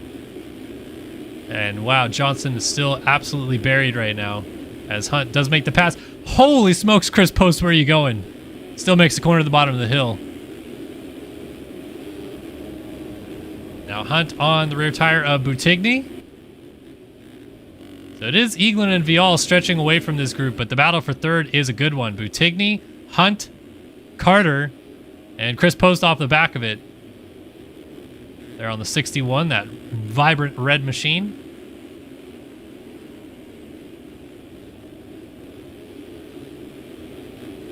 Wouldn't that be something, though, if Carter walks out of here as the overall winner, third in the first moto? I think, though, right now, it is actually Colby Eaglin with the overall with a 9-1, but yeah, so much racing left to go. You can't call it right now for sure. And Leclerc's already up to 14th, so he certainly will make it probably up into the top 10 somewhere. But Hunt dealing with the pressure of Carter from behind, trying to catch Boutigny just ahead of him. Oh, Carter, slide out. Nice save. Hunt's still going to work on Boutigny right here. Good little fight for the third position early in this one. Cooper Hunt was 5th in the first moto, so he's in a position where he could be going 5-3 before long, and suddenly he is borderline in discussion for the overall win today. Might be going to third place right here. Inside. Boutigny swings out a little bit wider. Hunt tries to get there, but he's not quite close enough. This is the second rut right here, and Boutigny rails that inside rut to hold the position. So Eaglin, Vial, 2 seconds between them. Then a pretty big gap back to Boutigny, who we're watching right here in a battle with Cooper Hunt.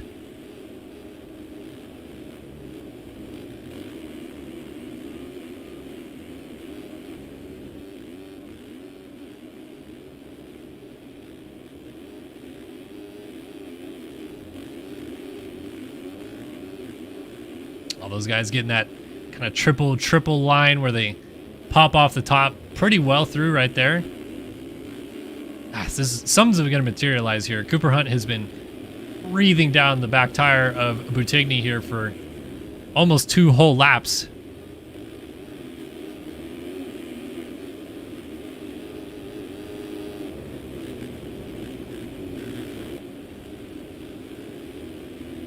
So something's got to give. Is Boutigny going to break free of this battle, or will Hunt and Carter finally make it stick as Johnson is now into 29th? He is coming from outside of the top 30 again.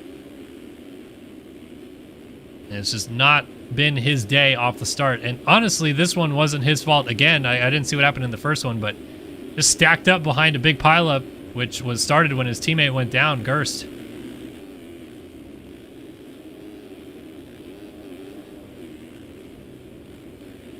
Carter outside, looking in on Cooper Hunt. That's maybe going to do it. He's right there. He's going to get the power down early. But Hunt scrubs through the jumps quite well and keeps the advantage.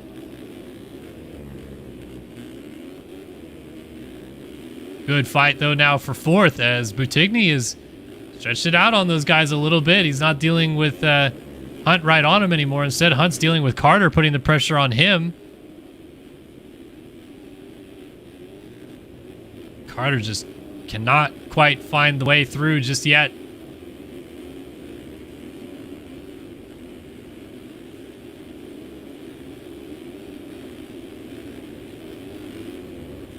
These guys have been so close. Something is going to happen, surely. Eaglin stretching his lead out front over Pablo Vial. Looks like it's about 4 to 5 seconds now over the Frenchman. And then this 3-rider train, which now Hunt is back on the prowl behind Boutigny. And then as I say that, he makes a small bobble, and there is Carter all over him again.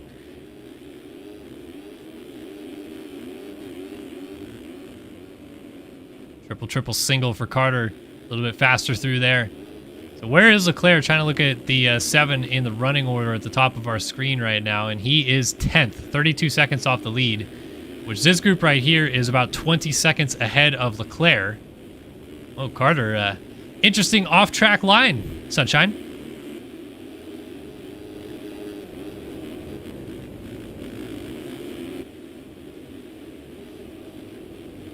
No, I think a 9-1 and a 6-2 tie, but you get the tiebreaker on the win.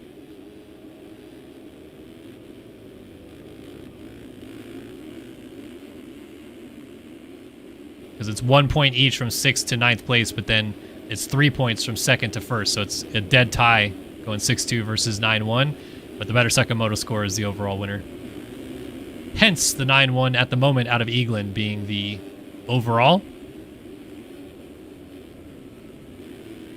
Oh, Hunt, beautiful outside to in, and it finally comes to blows and allows Carter through perhaps into third. Oh, he tips the rear tire of Buttigny and somehow stays up, and yet this battle, despite the contact, is even gnarlier. Oh, Buttigny finally goes down. So the dam burst. Now, can Carter get away from Hunt, or will Hunt immediately fight back on Carter?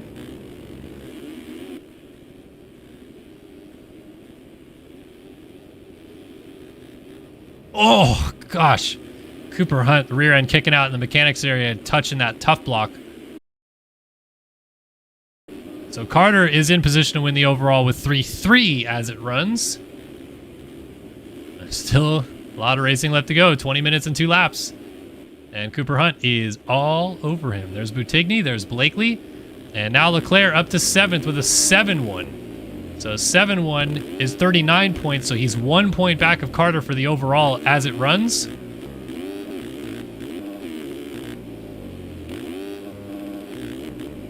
But Leclerc putting down 17s. I think he's going to go a little bit farther up to the 7th. Just got around D. Davis and T-Lang by the looks of it. Then Castellaneta, Hubbard, and Johnson now trying to go around the outside of Hubbard, but gets pushed to a little bit wide right there as Hubbard stays ahead. And Johnson goes from off the track to on to pass Hubbard. And a host of guys coming in behind. That is Seabolt and Austin Schaefer right behind as well. So Hubbard going right back after Johnson. Oh, Hubbard. Oh, Hubbard. Big off. Landed in those braking bumps, and it was insta-crash, more or less. So Johnson up to 11th now. Remember, he was second in the first moto, and we saw how well he was able to charge through the field. Looks like right about now he's about 40 seconds off of the lead. But it's not Leclerc this time. So how far back to Leclerc he is, we'll do that math in a minute here, as he's going to go shooting by Braden Castellaneta. And will he hold that position? Yes, he will. So he's 10 back of 9th. E. Davis is right on top of Buttigny, who's 2 seconds back of Lang, who's 2 seconds back of Blakely, who's a half second back of Leclerc. So about 16, 17 seconds from Johnson to Leclerc right now. And I think that's kind of where the speed battle rests, right? If neither of them crash from this point out, you have to see what Johnson can do trying to eat away at the gap to Leclerc. But Leclerc is now up into 5th, which will secure him the overall win as it runs by 1 point over Carter's 3-3. So Carter sitting on 40 points, and Leclerc is now sitting on 41 points as it runs. We'll try to keep up with that math as it continues on. Speaking of continuing on, though, Colby Eagland is setting sail at the front of this field still. And not blowing the field away quite like Leclerc did in the first moto, but doing his part of stretching the gap out over Pablo Vial. Getting through lap traffic quite well as well. And right now he is got a comfortable lead. Is this a moto win in the making right now for Colby Eagland to keep him right in the thick of the title hunt, despite that 9th place in the first moto really hurting him? Really only going to be about 4 or 5 points back right now in the championship. So pretty crazy the way it works out. But smooth sailing. And actually Carter has moved into 2nd. So Carter now on 42 points to Leclerc's 41. So Carter back in a position to win the overall on a 3-2 versus a 1-5. Yeah, 25 and 16 is 41, which is what Leclerc is on right now. And 20 and 22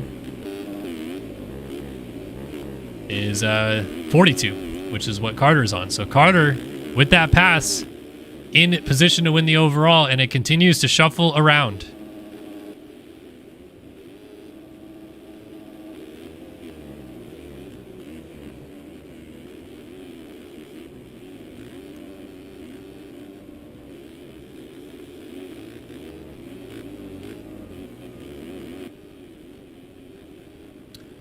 So Vial, I don't know what happened to him, but he must have crashed or something, because he was a little bit further ahead of Carter. And now he's about 4 or 5 seconds behind him. Oh, Leclerc's lost spots. He went down. He's back to 7th. And that is only going to help the case of Johnson getting into the mix, as Johnson's now 10th, and he is not too far behind Leclerc. So they're going to maybe give Carter this win. And meanwhile, battle each other, as Johnson is all over Devin Davis right now. Crosses over, makes the pass. I don't even know how he does that.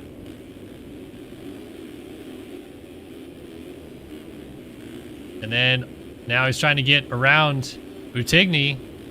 Rips the outside. Buttigny cuts across, and Johnson goes down. That's the problem, I think, with Johnson's riding style a little bit, is that the way that he attacks the corners, he ends up in spots that riders really just aren't expecting him to be at in the manner in which Johnson is there. Like, he went so fast around the outside of that corner that suddenly he's just next to Buttigny, who took the preferred inside line and is normally faster and hit it well. It's not like he blew the corner and suddenly Johnson's down because Buttigny took the same line that everybody else has taken of hopping out of that inside rut and flowing to the outside, and then Johnson's there and he goes down. So unfortunately, that's a bit of the problem of going so much faster than everybody else, is that you come up to them so fast that they don't really know you're there, and sometimes they'll just drift into your lines, and unfortunately, that appears to have just happened with Johnson right there. So back to 11th for him. Castellaneta up ahead of him. Davis, Buttigny, and Leclerc now on the rear tire of Chase Blakely. Blakely having a better second moto. Former, I think, 2-time winner in the outdoor series here. And gonna let Leclerc sneak up the inside to make that pass. Oh.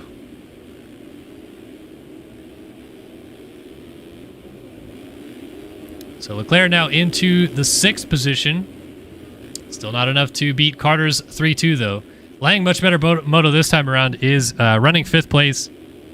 First moto for Lang was less than ideal with an 11th, and we certainly expect him to contend. He won both motos at Budds Creek last year after just really not a good year in his title defense. And it's been tough because he obviously has to help run this series, so you can't get as much testing and riding done, and then you are so busy running the race while it's happening, you don't get to ride the track more often, and that doesn't help whatsoever. But doing good in this moto to get inside the top 5 and salvage some good points on the day.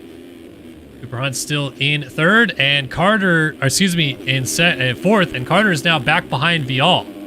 Interesting. So this is back on 40 points for Carter, and Leclerc is also on 40 points. But it is the better second moto score that counts, which Carter currently has.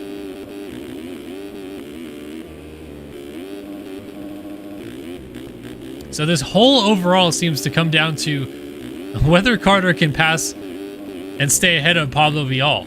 Because, I mean, I guess Leclerc could get to 4th, theoretically, and just spoil this whole thing anyway. But right now, it's not really falling the way of Leclerc or Johnson, and instead Carter's just doing his laps, and wouldn't it be something if Carter walks out of here with the red plate as he's going to go around Vial, who just went down. But can you imagine Carter walking out of here with the red plate after not being really considered a favorite going into nationals? He was going to be a factor, but certainly his previous outdoors success has not been as well as his Supercross success. And then can you imagine that he walks out of here with the red plate having not even won a moto, which is currently what we're looking at, as Leclerc dominated Moto 1, and right now Colby Eagland is in domination mode for Moto 2. Continuing to pull away, running laps like it's nobody's business. And there's just not much else to say. I mean, Colby Eagland is doing everything that you want to do if you want to win a moto. Start up front, chaos ensues behind you, you open a gap, and then you just do laps. You settle into a pace, you tunnel vision, you start just kind of doing the same lap times over and over again, which looks like he's hovering around that 220, 221 range for laps, even though he did a 215.2 as his best. And this is how you get it done, folks. It's not a secret sauce to the recipe. You just get good starts and consistent laps, and that's how you win motos. So Cooper Hunt now up into 3rd as Vial went down, but Vial will remain in the 4 spot. And then Lang in 5th. with Blakely now down in 6th, allowing Leclerc back into 6th place. And here comes Buttigny and Castellaneta going by. So Johnson is 10th, 225 flat last time by. Really not the same level of success for him or Leclerc this moto that I was expecting. You saw the way that Johnson carved through the field in the first moto and thought, he's going to do that again for sure. He really hasn't. I mean, he's carved through the field, but not in the same manner in which he did in the first moto. And then Leclerc, I don't know if it's just being in traffic and not having the same level of confidence, but he's certainly not doing what he did in the first moto. And so far, we're seeing a repeating trend here today. Leading early on gives you that huge advantage, and then everyone so far that's had the early lead has opened up a pretty sizable advantage. I mean, Leitzel threw it away in 250 Moto 1, but then Leclerc dominated 450 Moto 1 with a early whole shot and lead. And then, the same could be said for the 250 guys with Shirley. I mean, Leitzel closed it up late, but Shirley had a huge gap at one point in that 250 race. And we're kind of seeing the same exact thing play out again. So the battle's really not happening the way we had hoped here at Fox Raceway. Not sure if it's a track thing or the first round thing or what. These guys still trying to knock the cobwebs off, and Johnson almost just jumped on the back of Chase Blakely and went down again. So still going almost too fast for the rest of the field to deal with. See if this outside line works. Blakely got the inside line pretty good. He's going to cross over. Johnson scrubs up to the top of the hill. Outside line to in at the bottom. Doubles to the inside. And gets the pass done on Blakely. Pretty nice job right there of reading that situation that time. Ooh, nice. Dooley scrubs opposite directions. Blakely back inside of Johnson at the top of the hill and just got hung up on that inside rudder. Might have had the pass back. Good fight out of the 21 though. So Johnson now up into 10th, I believe, or is this 9th? This is 9th, excuse me. And gap-wise, he is 9 seconds behind Leclerc, but all over this battle between Buttigny and Castellaneta, which is raging on right now towards the finish line jump. Doolies. Doolies again, but not as big for Castellaneta. And he will get that pass completed to go into 7th. So Buttigny slips back to 8th, and they are about to deal with Payson Johnson, who's closing up from behind both of them.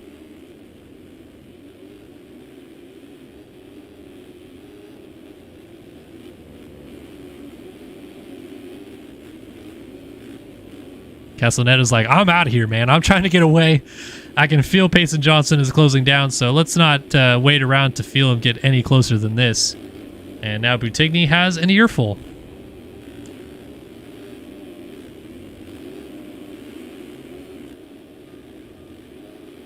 Oh, Johnson, look how much lower he stays. I mean, he shorted the table slightly. Buttigny's going down. An easy pass into 8th in the end for Johnson. Next up, Castellaneta.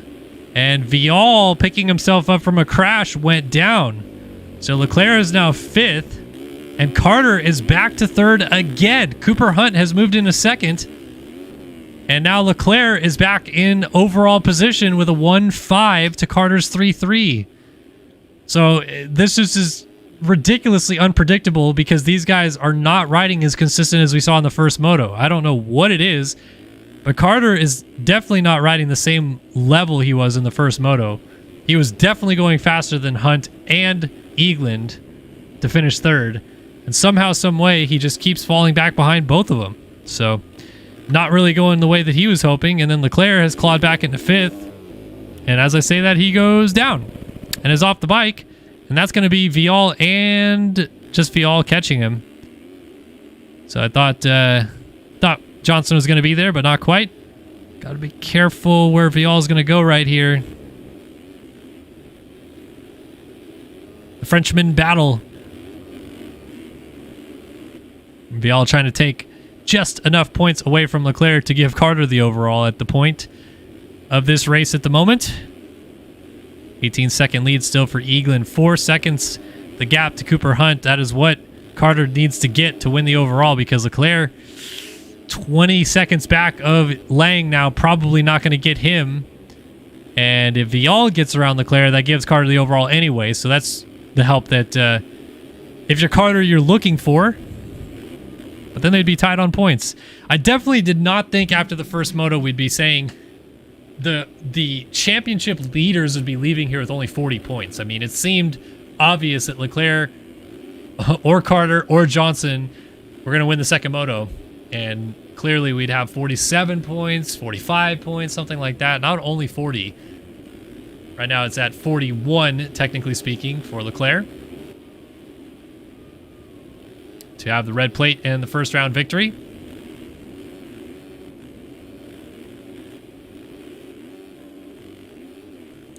So is Carter starting to make inroads on Cooper Hunt ahead of him? So far, not really. 4-second gap, flirting with the edge of the track to try to avoid those big bumps coming down the hill. And I gotta say, I mean, I know these guys probably haven't loved how rough this track is, but I've been a fan. This is fun to see these guys have to deal with this, because it's not all bells and whistles and everything being cool, as Carter has now officially thrown this thing away. As Lang is going to go to third, and that is now Leclerc's overall victory pretty much secured at this point, depending on how Leclerc does in the next few laps, though, I guess.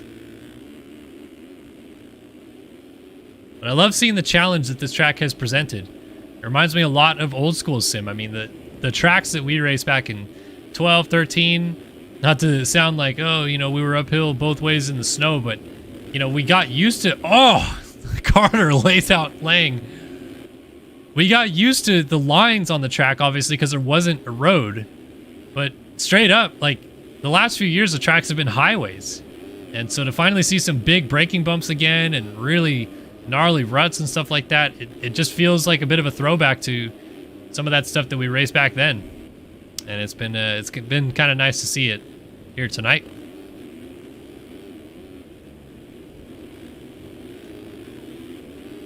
All right, let's go back to this battle, because Johnson is inching up on 7th and 8th ahead of him. Oh, how did he not crash right there? It's Pablo Vial and Chase Blakely right now. 3 different Yamaha teams.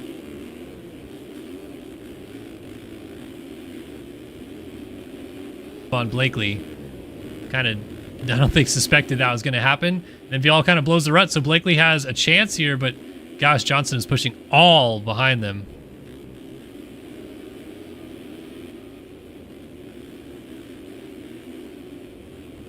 Johnson going to try this far outside line.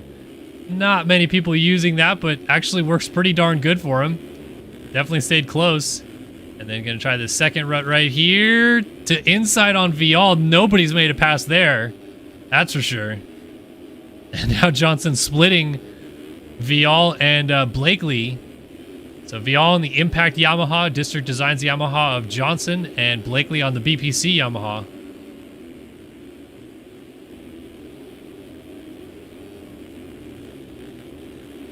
Oh, Vial mistake, and Johnson takes full advantage. Triple single up into 7th place he goes.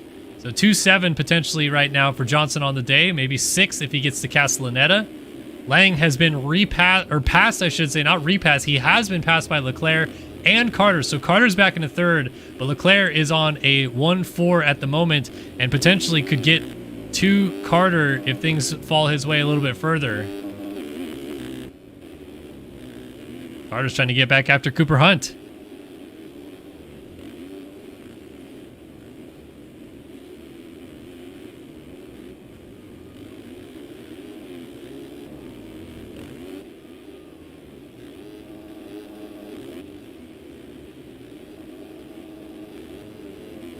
Hunt's done a really good job right here of just maintaining this 2nd spot. We know he's talented. We know he can win motos, but even in this 450 class, the way that it is to just ride to the occasion and just hold steady in 2nd, I think is pretty impressive, and shows that it could be a guy that we talk about for winning motos, but we're not going to talk about him holding on to 2nd anymore as he goes down. So Carter back into 2nd. That is 42 points. Lang back ahead of Leclerc, who is now in 6th on 40 points again, but Castellaneta is right there with him. So Carter just retook the overall as it runs.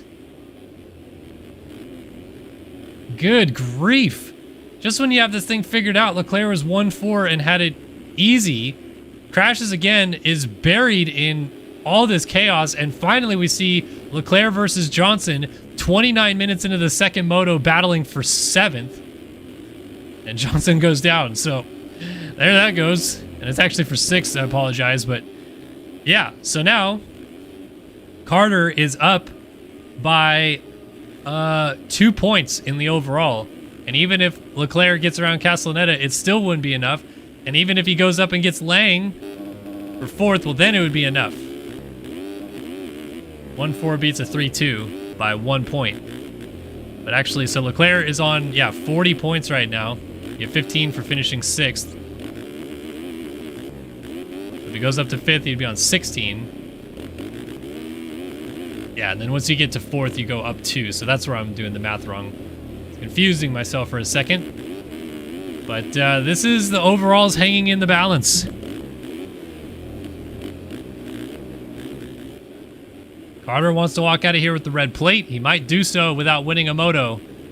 And Leclerc needs to go get Castellaneta to even have a shot at it. But really actually needs to get Lang, who is 8 seconds up the road. And he's doing so while dealing with the pressure from Vial and then Johnson closing up behind him. And if you're Johnson, you don't really have a shot at winning the overall either, because you'd have to get ahead of Carter. Otherwise, the best you could do is tie on points by finishing behind him. So this is all down to what Leclerc can do, and if Carter stays in second or not, as Johnson is all over Pablo Vial. Oh, Johnson's scrubbing unbelievably low. Leclerc, Vial, Johnson over the finish line right now, 6, 7, 8. Look at inside line right there for Johnson. Vial actually almost passed Leclerc going middle. And now Johnson going middle to try to pass Vial around the outside. Vial runs it deep, crosses over, doesn't hit Johnson, who squirts by. And here is Johnson versus Leclerc. Round 2, I guess. Didn't really get a round 1, but finally they're back battling one another. We hope to see more of this year, as that was laying down, and Johnson skirts around the outside of both of them. Leclerc is trying to fight back and has nowhere to go. Johnson just makes the pass stick to go into 5th place. So Castellaneta is now 4th. Johnson has moved to 5th. Lang 6th, Vial 7th, Leclerc back to 8th. Weird turn of events here. And this is all Carter overall as it stands right now still. So Johnson is trying to slash more and more points away if he can. Next up, Castellaneta, who of course will want to help his teammate Carter out as much as possible. Carter almost had the same mistake out of that corner that he had a few laps ago when he went over the bars. Cross rut, tire tap the rear over the bars. Same thing almost happened. Oh, Castellaneta was down, and that's Johnson going by into 4th. So Johnson now would try to catch his teammate Hunt. Castellaneta is going to fight back, though. So Johnson on 2-4 right now is looking at exactly 40 points, whereas Carter has 42 points. And then Leclerc, I don't even know. Like, what are we doing at this point? Leclerc is in 8th spot, which is 12 points. Jeez. Sorry, 13 points. And he's going to get another position because Castellaneta was down. So he's now 7. 7th place is 14 points. So he's on 39 points right now as it runs. Whereas Johnson is on 40. And is Johnson not done yet? 10 seconds up. 2-lap board is out. And Carter was down, so that's going to cough up the overall, and that's going to give it to Johnson as it runs then. And Carter, oh, he goes right back in on Johnson and goes down. So Carter must be livid with something. Oh, wow. So Johnson now 2-3 would be enough for the overall as it runs, and somehow, some way, even though he wasn't even a factor in the overall, like 2 laps ago, he is in position to take the overall at the first round of the year. I don't even know what to say about this race. Actually, no, Leclerc is now back into position. He's in 4th. That would be enough for the overall. 1-4 is, that is going to be 43 points, whereas Johnson, no, he just went into 2nd, so now he's on 44 points. So Leclerc has got to get around Cooper Hunt to get into third to win the overall again. And he's got Carter still right behind him. What on earth is happening? Rider down. I hear it just as that. No, that is Cooper Hunt. So that is Leclerc into third to retake the overall position. 1-3 beats a 2-2. And obviously beats a 3-4. So at this point, it's really just Eaglin who ends up being the spoiler when it seemed like so many other guys were going to be spoiler. Carter just cutting the track all the way down the hill at this point.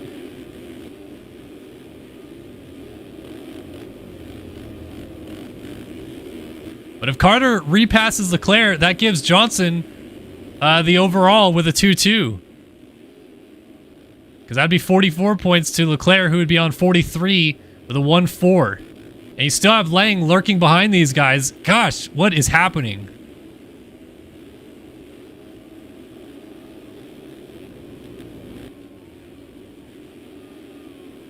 Man, Carter looks like he so badly wants to get around Leclerc. He is charging. Lang tucks the front end and down. He is off the bike.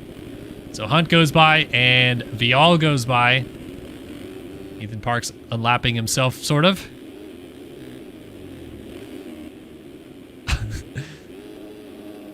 Yeah, the overall is all over the board. And we are still not done here, folks. As Johnson is in second. Eagland has fully walked away with this race, and we haven't talked about him once, I feel like. But this is Johnson's second for the taking. Like, he is going to go 2-2 today at this point, and it's really down to Leclerc 1-3 versus 1-4, and it's going to be 1-4 as Carter goes back by him. That's Johnson to the overall by a point. It's 44 to 43 right now, to 40 technically. Carter goes back onto 40 points with a 3-3 performance. And Johnson not too far up the road, so if he crashes, this could get weird. Leclerc is going to jump this table cleanly because Carter just missed it. So now Johnson up by 1 point for the overall, which again is the championship standings. And this track just looks brutal for these guys to deal with.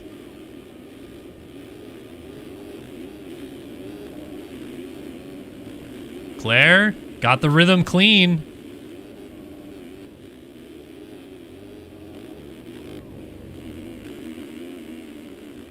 This is going to be so weird what this comes down to. As riders trying to get out of the way, lap traffic getting involved. Carter ran it in deep into the corner. Leclerc got hit by that lapped rider, and that's going to cost him. That might be it right there. Meanwhile, unbeknownst to him, all the chaos going on behind him, Colby Eaglin's going to take a 9th from the first moto and turn it around to win Moto 2 here at Fox Raceway and end the evening, at least on top in that manner. But Payson Johnson might be en route to winning this overall with a 2-2 performance. It's only going to be 3 points between the top three, though. 43 to 42 to 40 is what we're looking at going into round 2 at Hangtown.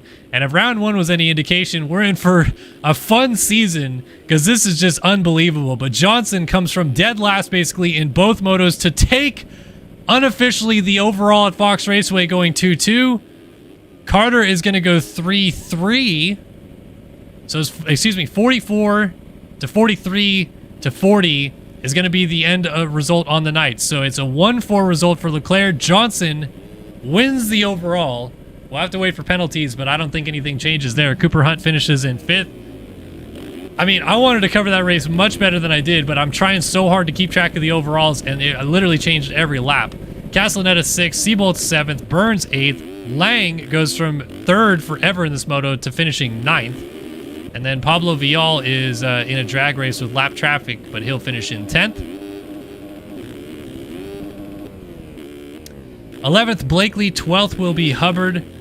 13th is Buttigny, but Marchini's going for it.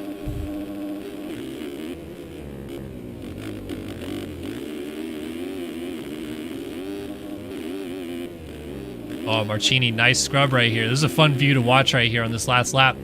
See how he sizes up the lines. Inside here, and Buttigny goes down. So Davis is going to get a spot. Caleb Hall is going to get a spot. Austin Schaefer will not. But all those guys move up a position. So Marchini to 13th, Davis 14th, Hall 15th, Buttigny 16th, and then Schaefer, the last guy on the lead lap, in 17th. Cocroft finished up in 18th, Cavacciuti was 19th, and Reno Brennan gets the final point of the evening. Wow, what a night. 4 points in it between the top three leaving. Payson Johnson retains the championship lead with a 2-2 performance to win the overall. Wait for those penalties to come in to confirm it. There it is, and it does. Leclerc ends up 4th in this one. Johnson goes 2-2 to win the overall. 9-1 for Eaglin. I think we'll get him 4th. And it's going to be Johnson, Leclerc, Carter, the box here at Fox Raceway. 4 points in it between them, but Johnson sole possession of the red plate heading into Hangtown. And that will do it. Wow, that final 450 race was something to behold. Crazy, the ever-changing nature of that overall position, and fun to see how it all played out. But congratulations, of course, to Payson Johnson for getting the dub. Seth Shirley winning the 250 class. He'll hold the red plates heading into Hangtown next week, and that's where we're going next week. We're going about 8 hours north of here to Sacramento in California for the Hangtown National in MX Simulator. And we'll be back same time, same place, 5:30 p.m. Pacific, 8:30 p.m. Eastern, live here on Start Your Systems. Or you could watch us on twitch.tv/Init Esports. Or you could also watch us on ESTV as well. No matter where you watch us here tonight, we thank you so much for tuning into the first round of the AMA Esport Motocross Championship in MX Simulator. Shout out to everybody that tuned in as well and watched and kept the chat lively all night. Great to have you guys with us, and hopefully you're with us all season long as well. So that's me signing off, and we hope to see you guys next week for the Hangtown National and for the rest of the season as well, Thunder Valley and everything beyond that. But you watched round 1 of the MX Simulator Nationals AMA Esport Championship live here from Fox Raceway, and we'll see you next week. Bye-bye.